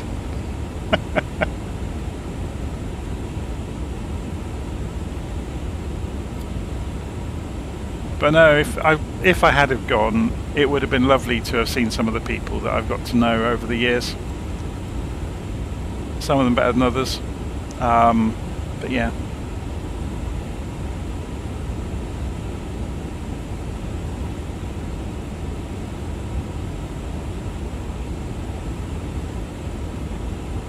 I think some of them, well, quite a few of them started out as hobbyists in much the same way that I do it, and they've gone full time.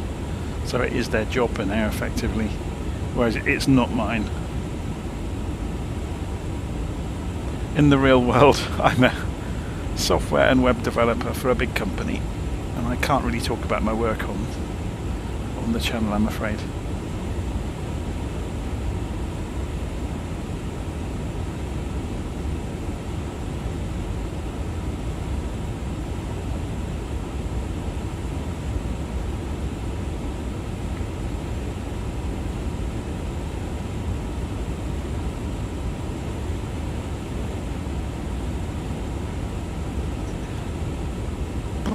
Should we see if transmitter is still running? Let's go and see if anybody's what's it called? Transmitter.status.php. That will show us the map.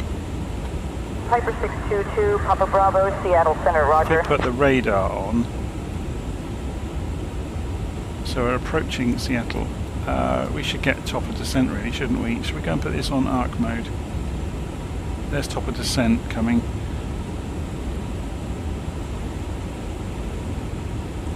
Are we on Seattle Center? I think we were, yeah we are. Seattle Center, Virtual 01 Heavy requesting descent for Seattle.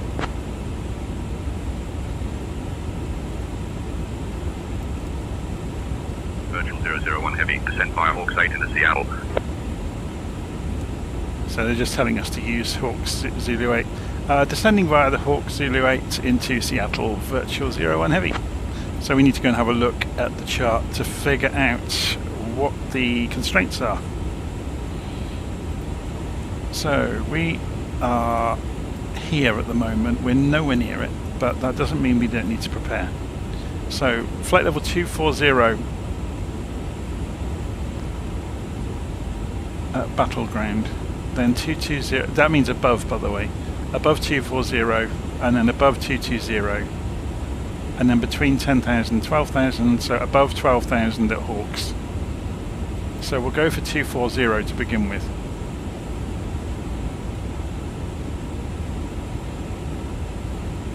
If we do a managed descent, so I push the knob towards the aeroplane, it'll probably only go to 1,000 feet a minute. Yeah, look. The reason for that is we are descending ahead of... We're 40 miles early. Ladies and gentlemen, we have now left our cruising altitude and have started our approach to Seattle. Please return to your seats, stow your tables, and fasten your seatbelts. The use of lavatories is no longer allowed at this time. Thank you for your cooperation. So, yeah, we've started descending early. which means the aeroplane will only descend on a managed descent at 1,000 feet a minute, and then you'll see the green dot will appear. There it is, look. Meaning we are below the descent profile that was projected through the altitudes and speeds here on the flight plan. So it will only come down at 1,000 feet a minute until it crosses through that projected descent. You can see it here, look. Approach on 120.25. So we've started down already. Over to approach 120.25, Allegiant 96.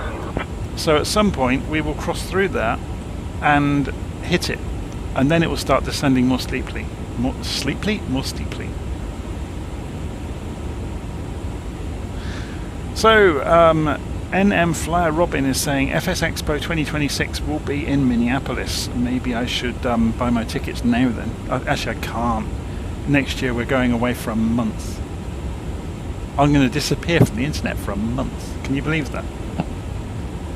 We're going on we'll have been married for 25 years next year.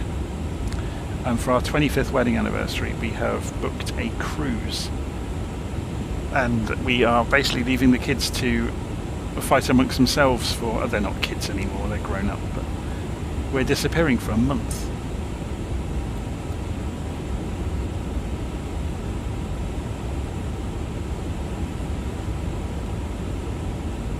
It's funny, one of my co-workers, when they found out how old my children were and how long I'd been married, they saw me on a on a Teams call and said, "How on earth, you're not? How can your children be that old? You don't look old enough." I thought that was the best backhanded compliment ever. Made me laugh.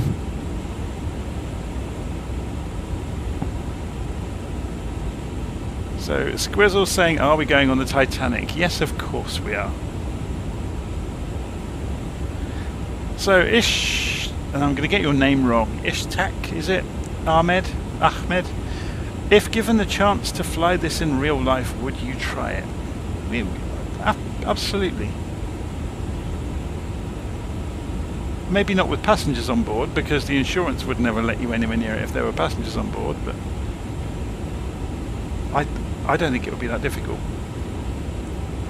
If everything works, it would be dead simple.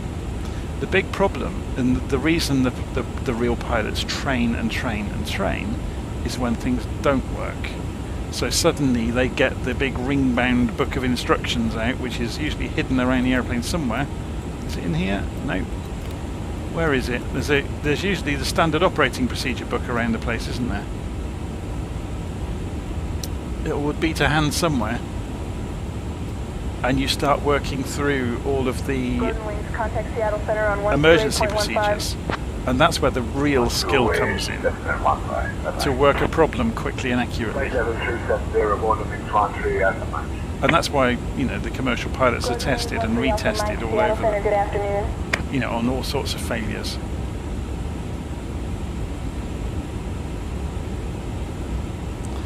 So Max Waite is saying the book is electronic. Yeah, I've no doubt it's probably in one of these screens, isn't it? The instruction book for the aeroplane.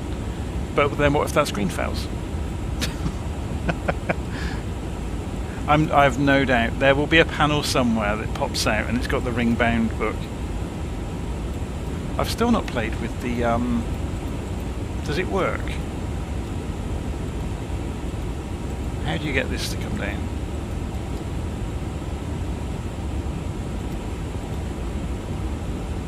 I've not tried it.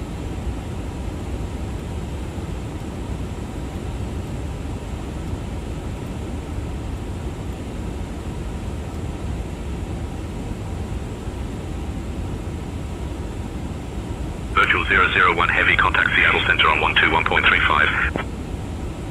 Contacting Seattle Center 121.35, Virtual 01 Heavy. Seattle Center, Virtual 01 Heavy with you descending to flight level 240.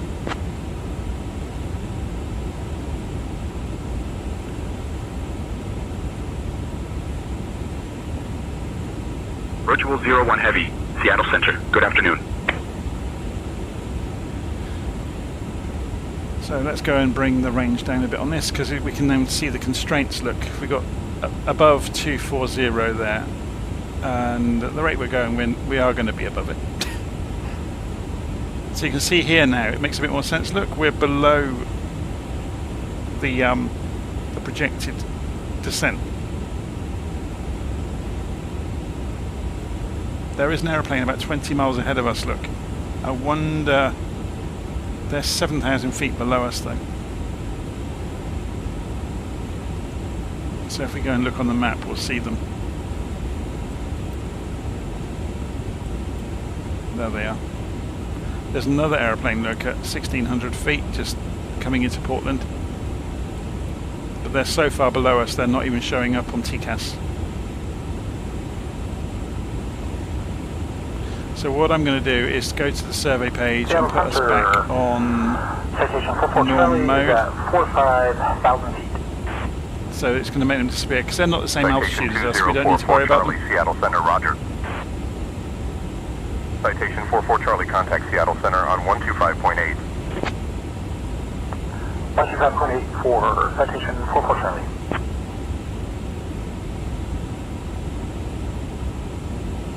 Are there any add-ons for traffic in the marketplace? I don't know. Traffic in what way? Just making the airplane traffic look a bit better. Because the Just Flight have got their simple, or is it called simple traffic?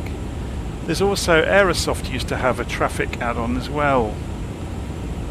I've never tried the Just Flight one. I used to have the Aerosoft one and it worked really well, but it turned all the airplanes into the same shape as each other. But you've got a huge range of liveries on them. There's also, oh, it's not Xbox though, there's FSLTL, isn't there? On the PC there's FSLTL that will inject aeroplanes. I've actually got it installed, but I've only got the library of liveries. It's about 5 gig, I think. It gives you, several hundred different real-world liveries and aeroplane shapes. So when, like for example, when we departed from San Francisco, those aeroplane shapes and liveries were coming from the FSLTL library.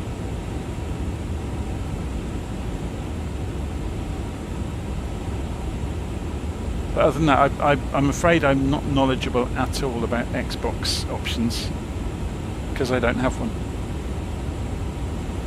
So let's go and zoom in so you can see there's Seattle out in front of us.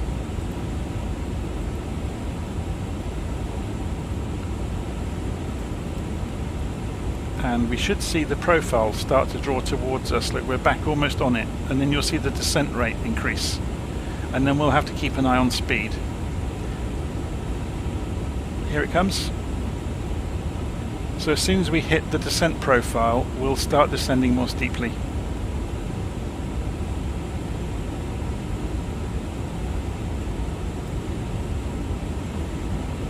And you can see the throttles have been commanded to pull back, getting ready to drop the nose.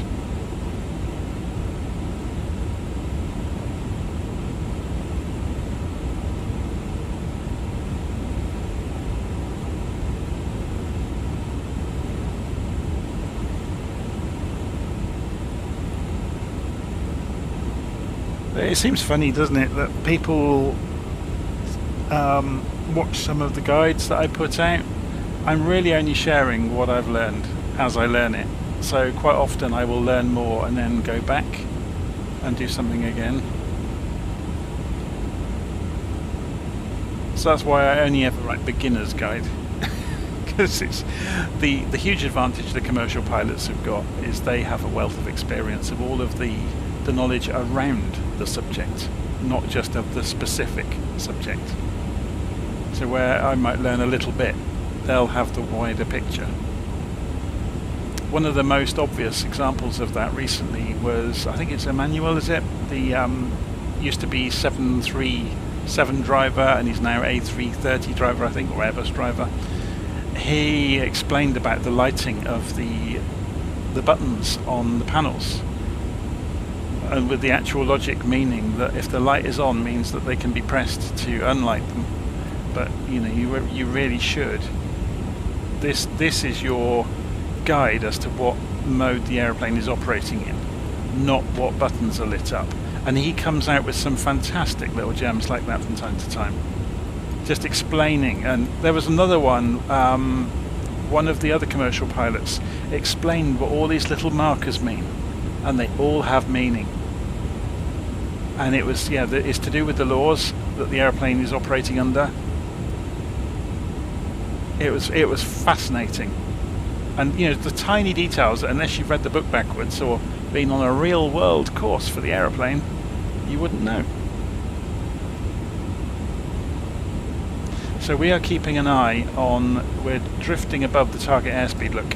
So I'm going to go and extend the spoilers slightly, which is helping us descend and not speed up too much. We're going to keep an eye on the wind as well. If the wind gets behind us, we could end up being too high because the aeroplane's tracking over the ground faster. You know, if the wind wasn't accounted for by the guidance systems, if the wind gets behind you on approach, if it swirls around behind you, you can end up too high because you've actually tracked across the ground faster than you thought.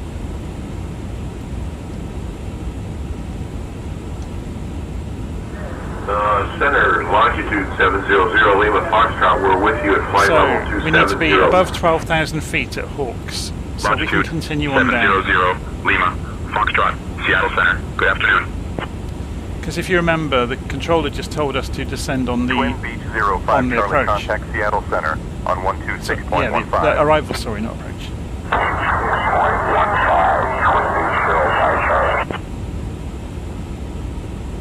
So Stephen's saying, I wonder at what descent rate. I think there's no hard and fast rules around that.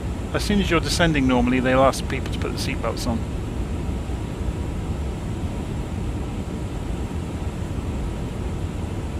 Because it usually takes a few minutes, because there'll be, you know, somebody be in the toilet, or somebody will be out of their seat talking to their friends, and the cabin crew will need to get down with the trolley down the side of the aeroplane, and there'll be people in the way, and so we've gone below the profile, which is interesting.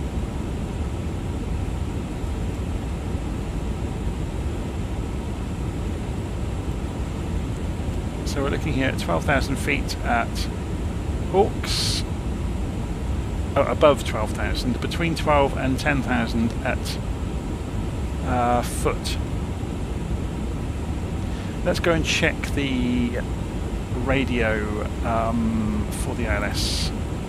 So ILS frequency 110.3, 344 degrees. So let's go and have a look, make sure that's correct. 110.3, 345 degrees. A 2.8 degree ILS, that's unusual. Usually they're 3 degrees. Something else we can do while we're on descent is go into the surf page and go to TA mode rather than TARA. And it comes up here saying it. It just means if there is anybody close to us, they won't cause our aeroplane to change course automatically. TCAS will actually will take evasive action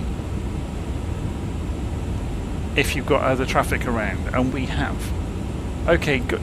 It's miles away at the moment, but who's to say what will happen?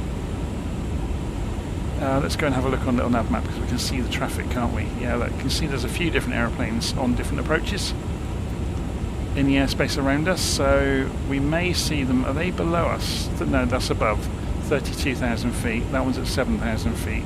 That one's at 12. So he's a little bit below us, but ahead of us. So what we could do is look below ourselves on approach just to see the other aeroplanes. So if we go below, and there he is.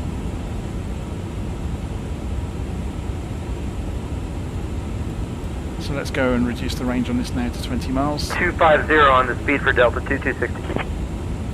Delta 2262. So we're looking for above 12,000 feet. We're just dropping down to 18,000. So we'll need to go and find out 1015 on the altimeters. There we go.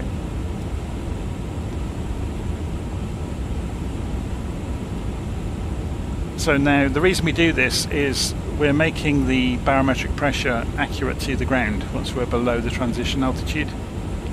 So our altitude agrees with what the ground is saying. Okay, we're going above the profile, look, so I'm going to throw the spoilers out to get us back onto the profile. Remember what I said about you can end up too high and too fast if you don't keep an eye on it. Speed brakes back off.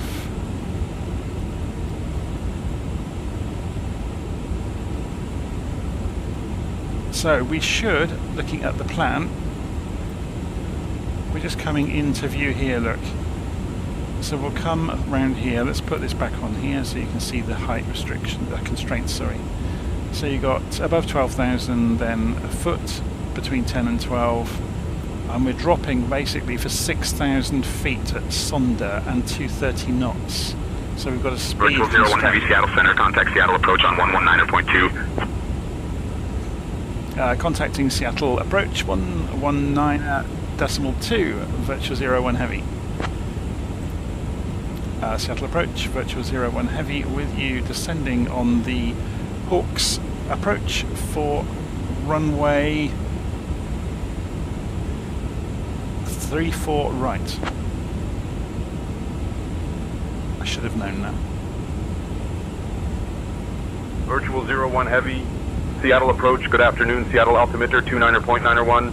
Expect the ILS runway 34 center approach into Seattle. That's interesting. Expecting the 34 center approach into Seattle, Virtual 01 Heavy. Okay, so we need to change everything. Great. It doesn't take long though, thankfully. So we go in here and we change the runway to runway 34 center.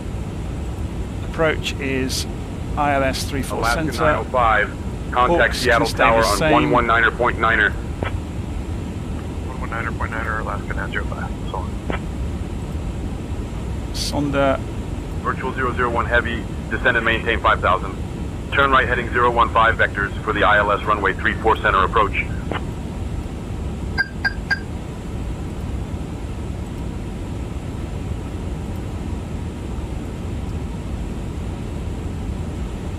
And we've lost tracking.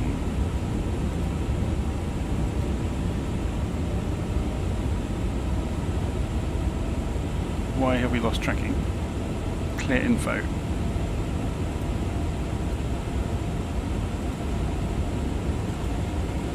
So if we go direct to foot,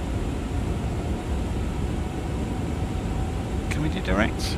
Insert.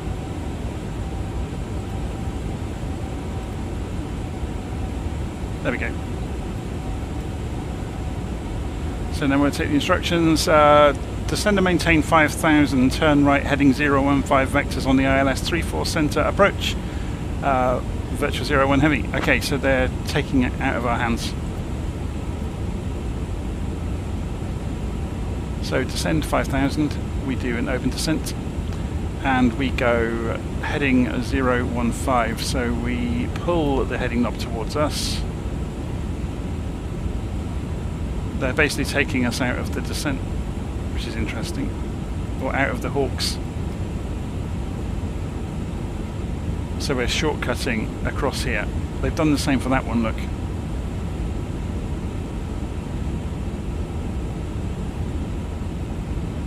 So just cutting the corner off.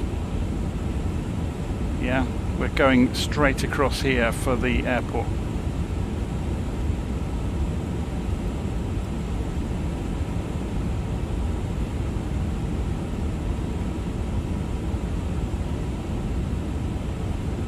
I don't agree with the vector they've given us though. That's going to bring us in at a crazy angle. If we increase the range on this... Oh no, it's okay. That will intercept the ILS. Yeah, that's fine.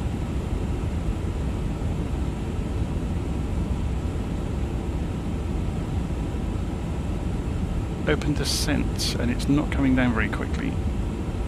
Oh, it's because it's trying to slow down. So, spoilers out. We need to descend a bit more quickly. I'm at maintain flight level 200. Coming down to 10,000 feet, so we're going to go and put the landing lights back on. Approach Ghost 254, we're just doing aerial acrobatics in the Puget Sound area today, and we'll be final at Boeing Field. Expect visual to Boeing Field 14 right, and we're cleared to the Bravo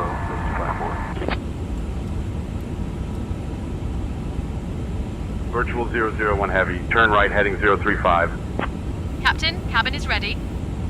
Turning right 035, Virtual 01 Heavy. Gentlemen, we are now on our final approach into Seattle. Please turn off all electronic devices and stow them until we arrive at the gate. Ensure your tray tables are put away. So we're coming back down onto the profile. Position and your seat belts are fastened. Once we land, our staff will provide you with information regarding your connecting flights. Thank you for your cooperation.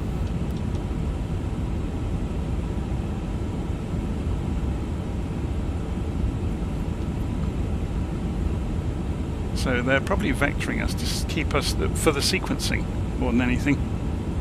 Virtual 001 Heavy, proceed direct Bowie. Descend and maintain 4,000 until established on the localizer, cleared for the ILS runway 34 center approach. Straight, go direct to Bowie and expect the 34 center approach 07. Virtual 01.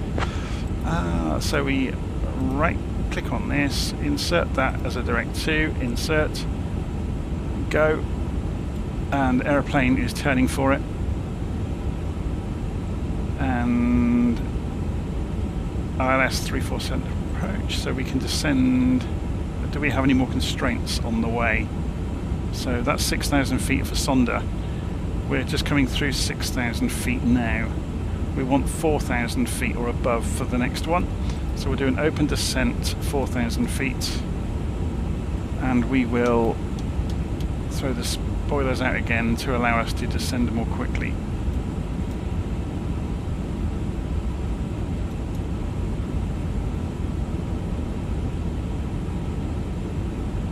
So what's the speeds for the flaps? 255 knots, 220 for flaps 1.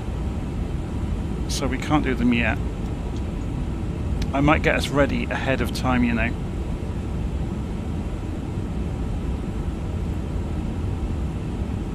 We've still got 20 miles to go. Departure landing 254 at 1,400. Lining 54, Seattle approach. So let's put landing systems on. So you can now see there's the glide slope. We're slightly off track from the center line. Lining 254, you are cleared into the Seattle Class Bravo airspace. Take the spoilers out. I'm waiting for the deceleration to happen. I was expecting it to have already happened by now.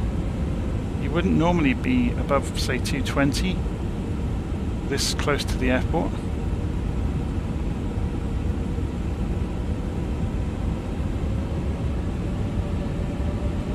Wasn't there a speed restriction here? 230 knots, yeah. Oh, it's just done it, look. So if we bring the range back down, we're at 4,000 feet, so we're going to go for 3,000 feet now. Oh no, it's above 4,000. I do apologise.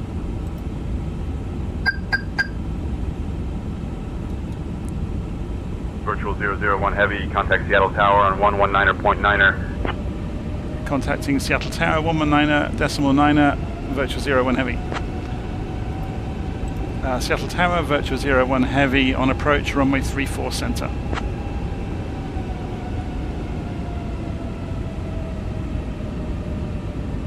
Virtual 01 Heavy, Seattle Tower, continue approach, runway 34 center, winds 335 at 16. So flaps are coming in,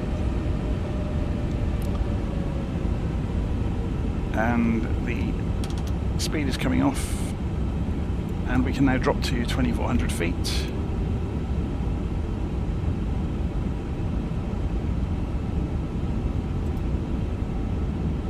We've got above the ILS, which is not perfect. You can see we're a little bit high.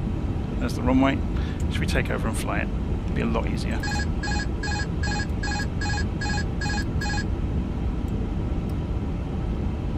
And then you actually get to see something happen for a change. Skywest 3770 holding short, runway 34 right, ready for departure. SkyWest 3770, winds 335 at 16, runway 34 right, cleared for takeoff. Cleared for takeoff. Runway 34 right, SkyWest 3770. Okay, so gear down. Let's have a look at that happening.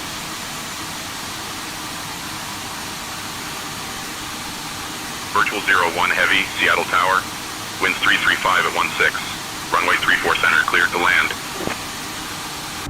Charlie Golf Whiskey Yankee Quebec, contact departure. Clear to land at runway 34 center, virtual 01 heavy.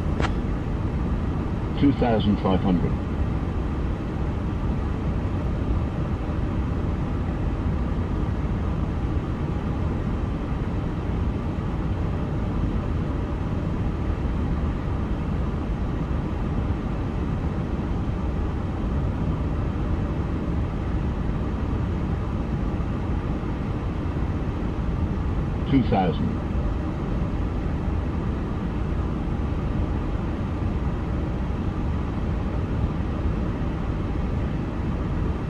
Those mountains over there look amazing, don't they?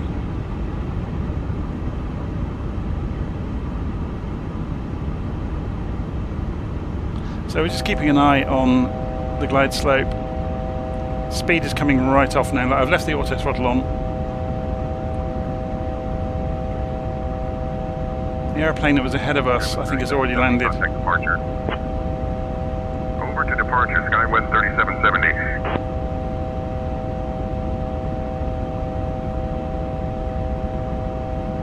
Why have we got a tone?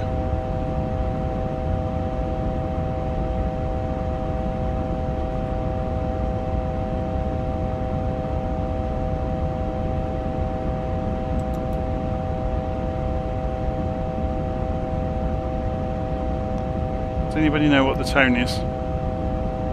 It's annoying. Auto flap approach off, that's fine.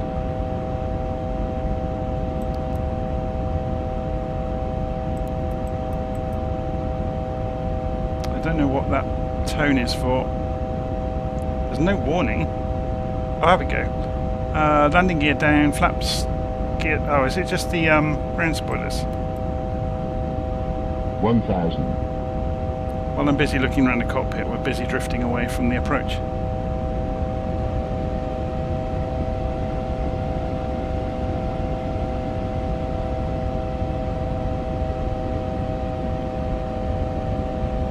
Why is there a tone? Cabin is ready.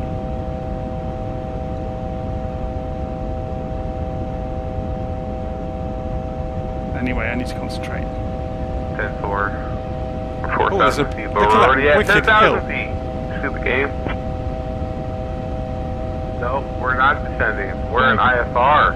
Okay? So we're not going to do that. We're going to go to flight level 320. I don't care what you have to say, buddy. Go down. Why maintain flight level 320? Oh, it's clearing itself up as we get closer. I'm glad you agree with me now. Echo Air 86. Just straightening us up. Echo Air 86, contact departure. 3.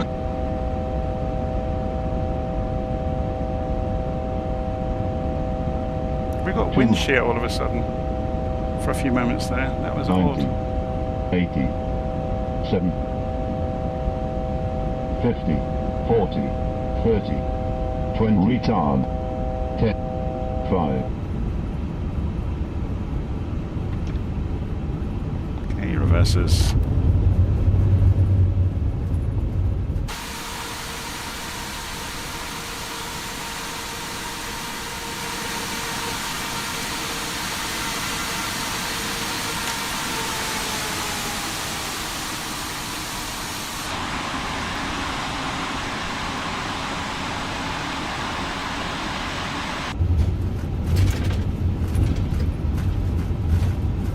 I have no idea what that tone was.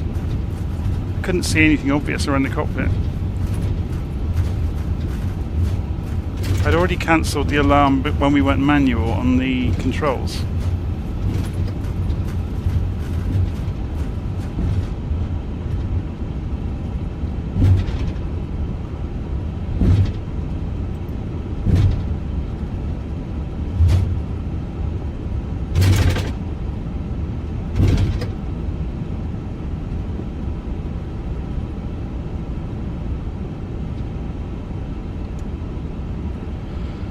Let's have a look at the chart for... Virtual 001 Heavy, welcome to Seattle. Contact ground on 121.7. Better respond to him, hadn't I? Contacting ground 121.7, Virtual 01 Heavy.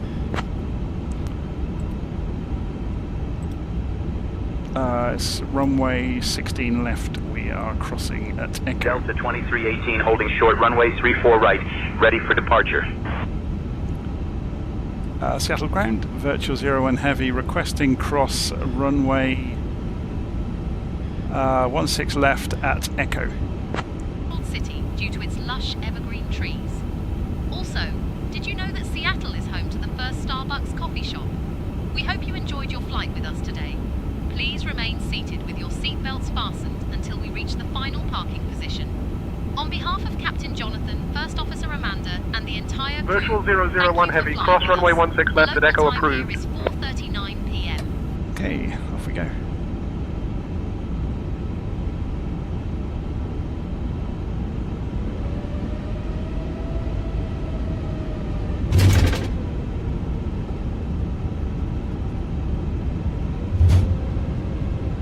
Delta 344 ready to taxi. Delta 344 taxi to runway 34 right via Whiskey Bravo. 34 right via Whiskey Bravo, Delta 344. Let's get the chart up.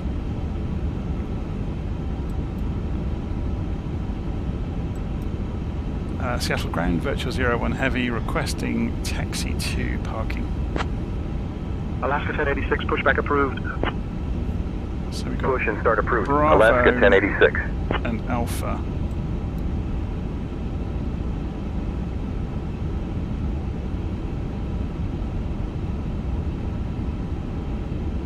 they going to come back to us?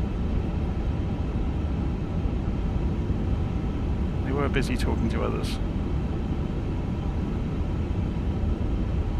Seattle ground, Virtual 01 Heavy, requesting taxi to parking.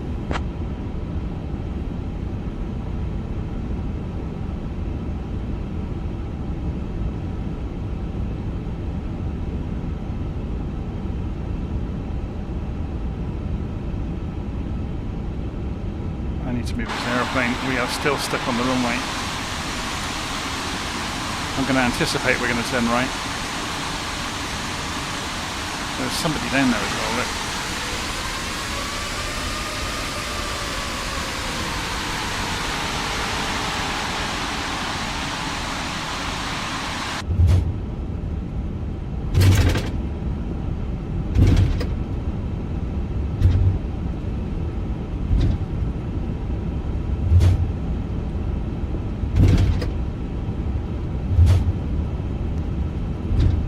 Seattle ground, radio check, Virtual 01 Heavy.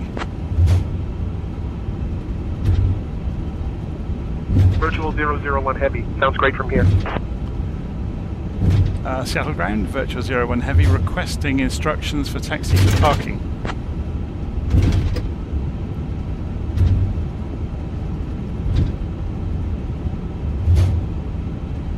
Virtual 001 Heavy, taxi to S8A via Bravo Whiskey, have a great day.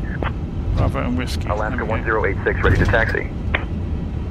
Alaska 1086, taxi to runway 34 right via Whiskey Bravo. I think he was busy 34 somewhere right away from the via Whiskey desk. Bravo, He suddenly Alaska started answering 1086. people very quickly. Alaska 692, give way to the Delta 757 on your left. We'll give way to the Delta 757, Alaska 692. Someone else coming in over there.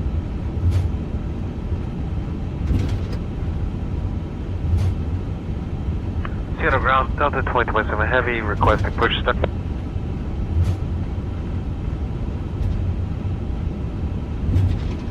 Delta 2027 Heavy, pushback approved, tail east.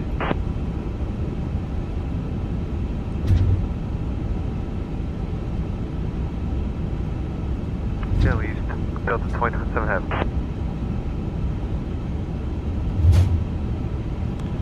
So, he said Whiskey, didn't he? So that's the right hand side of this buildings. These buildings, I should say.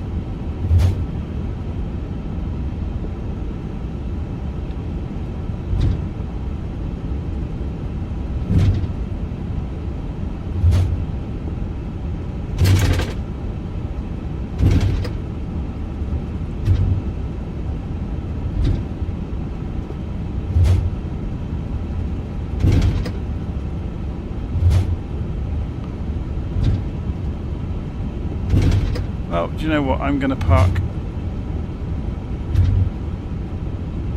on this corner because there's nowhere else to park at the moment.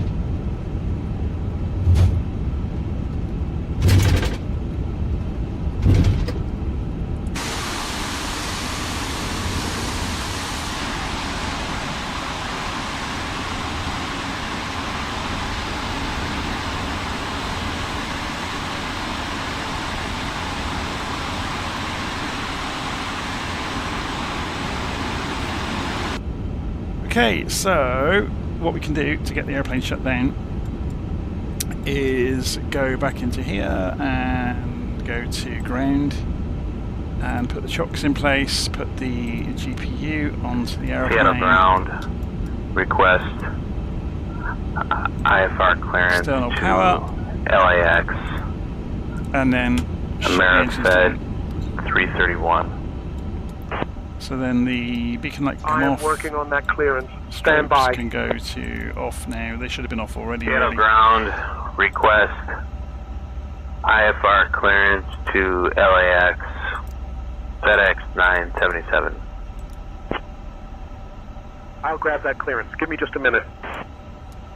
Ground Alaska 335, taxi to the Hi, gate. you can start deboarding the passengers Alaska now. 335, taxi to parking via Charlie, cross runway 34 left, then Tango Echo, cross runway 34 center, then Bravo Whiskey. Dear passengers, we have Charlie, reached our cross final runway landing 34 left, position. then Tango Captain Echo, Jonathan cross and the runway cabin 34 crew are now center, saying then goodbye. Bravo We Whiskey, wish you a nice Alaska stay here in 335. Seattle or safe ongoing travel. Thank you Alaska for flying with 1094, us request today. pushback. Alaska 1094, push and start approved. Push and start approved. Alaska 1094.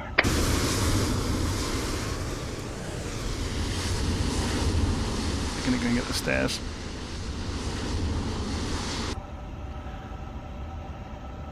What else can we have? Ramp truck. What does that do? Luggage. And the catering can go and get refilled. So the trucks will hopefully come in.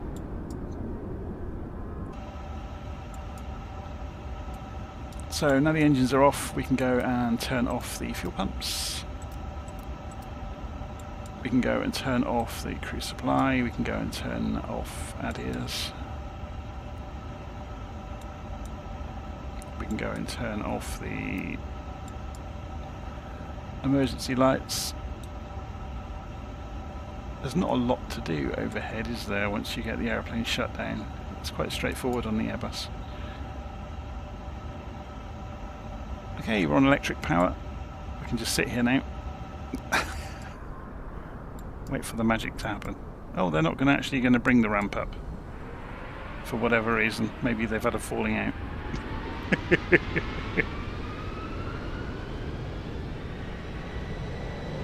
So I didn't activate approach mode, but I've never had that alarm go off. I'd set the minimums.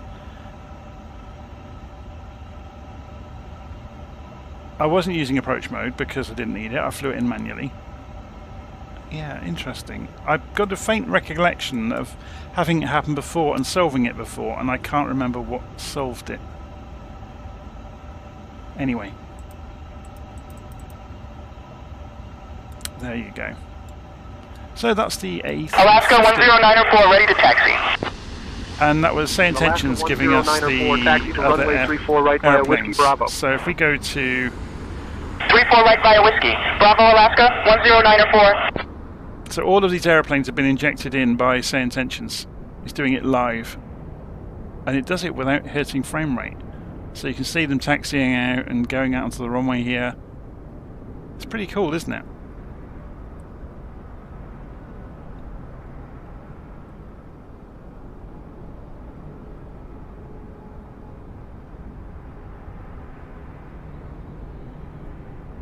So if we wait for a few moments, we should see somebody take off.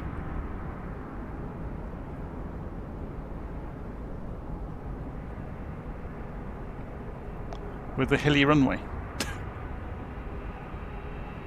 Obviously that's just a rendering issue with this particular airport, and it disappears when you're near to it.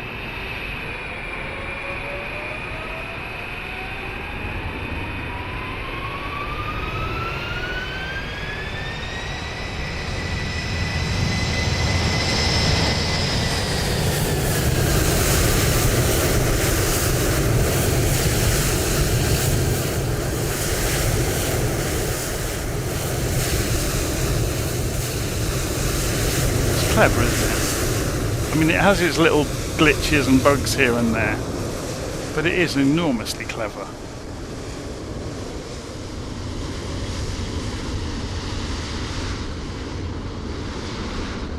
Look at all these Alaska Airlines planes. They're everywhere.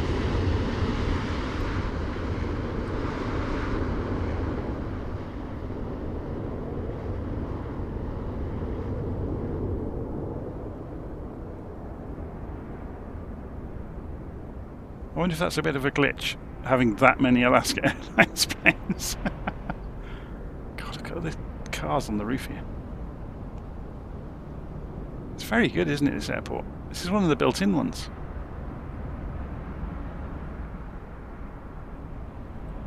It's very impressive. Have they done the interior as well?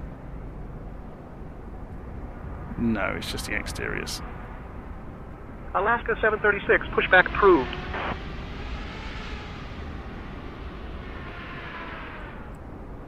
Anyway.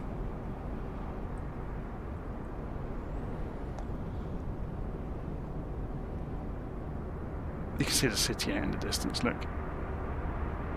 Hopefully you enjoyed that today. So that was a look at the A350 in Flight Simulators 2024 with SayIntentions running in the background to do all of this aeroplane injection into the simulator for us. And obviously the air traffic services guidance. He's going into the grass.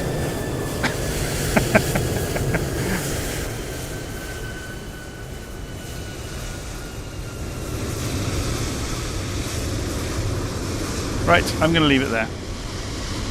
I'll see you all again soon. Thank you ever so much for watching along. I have no idea what the next flight will be. Probably part of the round the world trip. If I step away from this for a moment, so if I just shut the sim down and shut down SayIntentions as well,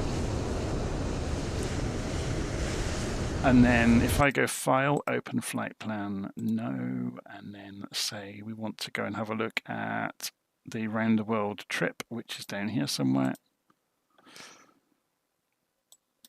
I think last time we got to Sibiu, didn't we? So the next trip will be... Oh no, sorry, we got down to Nice, didn't we? Yes. So the next trip will be from Nice down to... no, is that Skiathos? I'm not sure. Skiathos. Yeah, so that's going to be an interesting one. So we're going to cross, but from Serbia over North Macedonia and then across Greece. So we may go around the, because it'll be VFR, we'll go around the mountains. We won't just go across the water.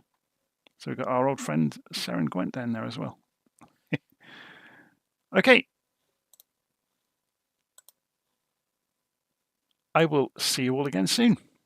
Take care.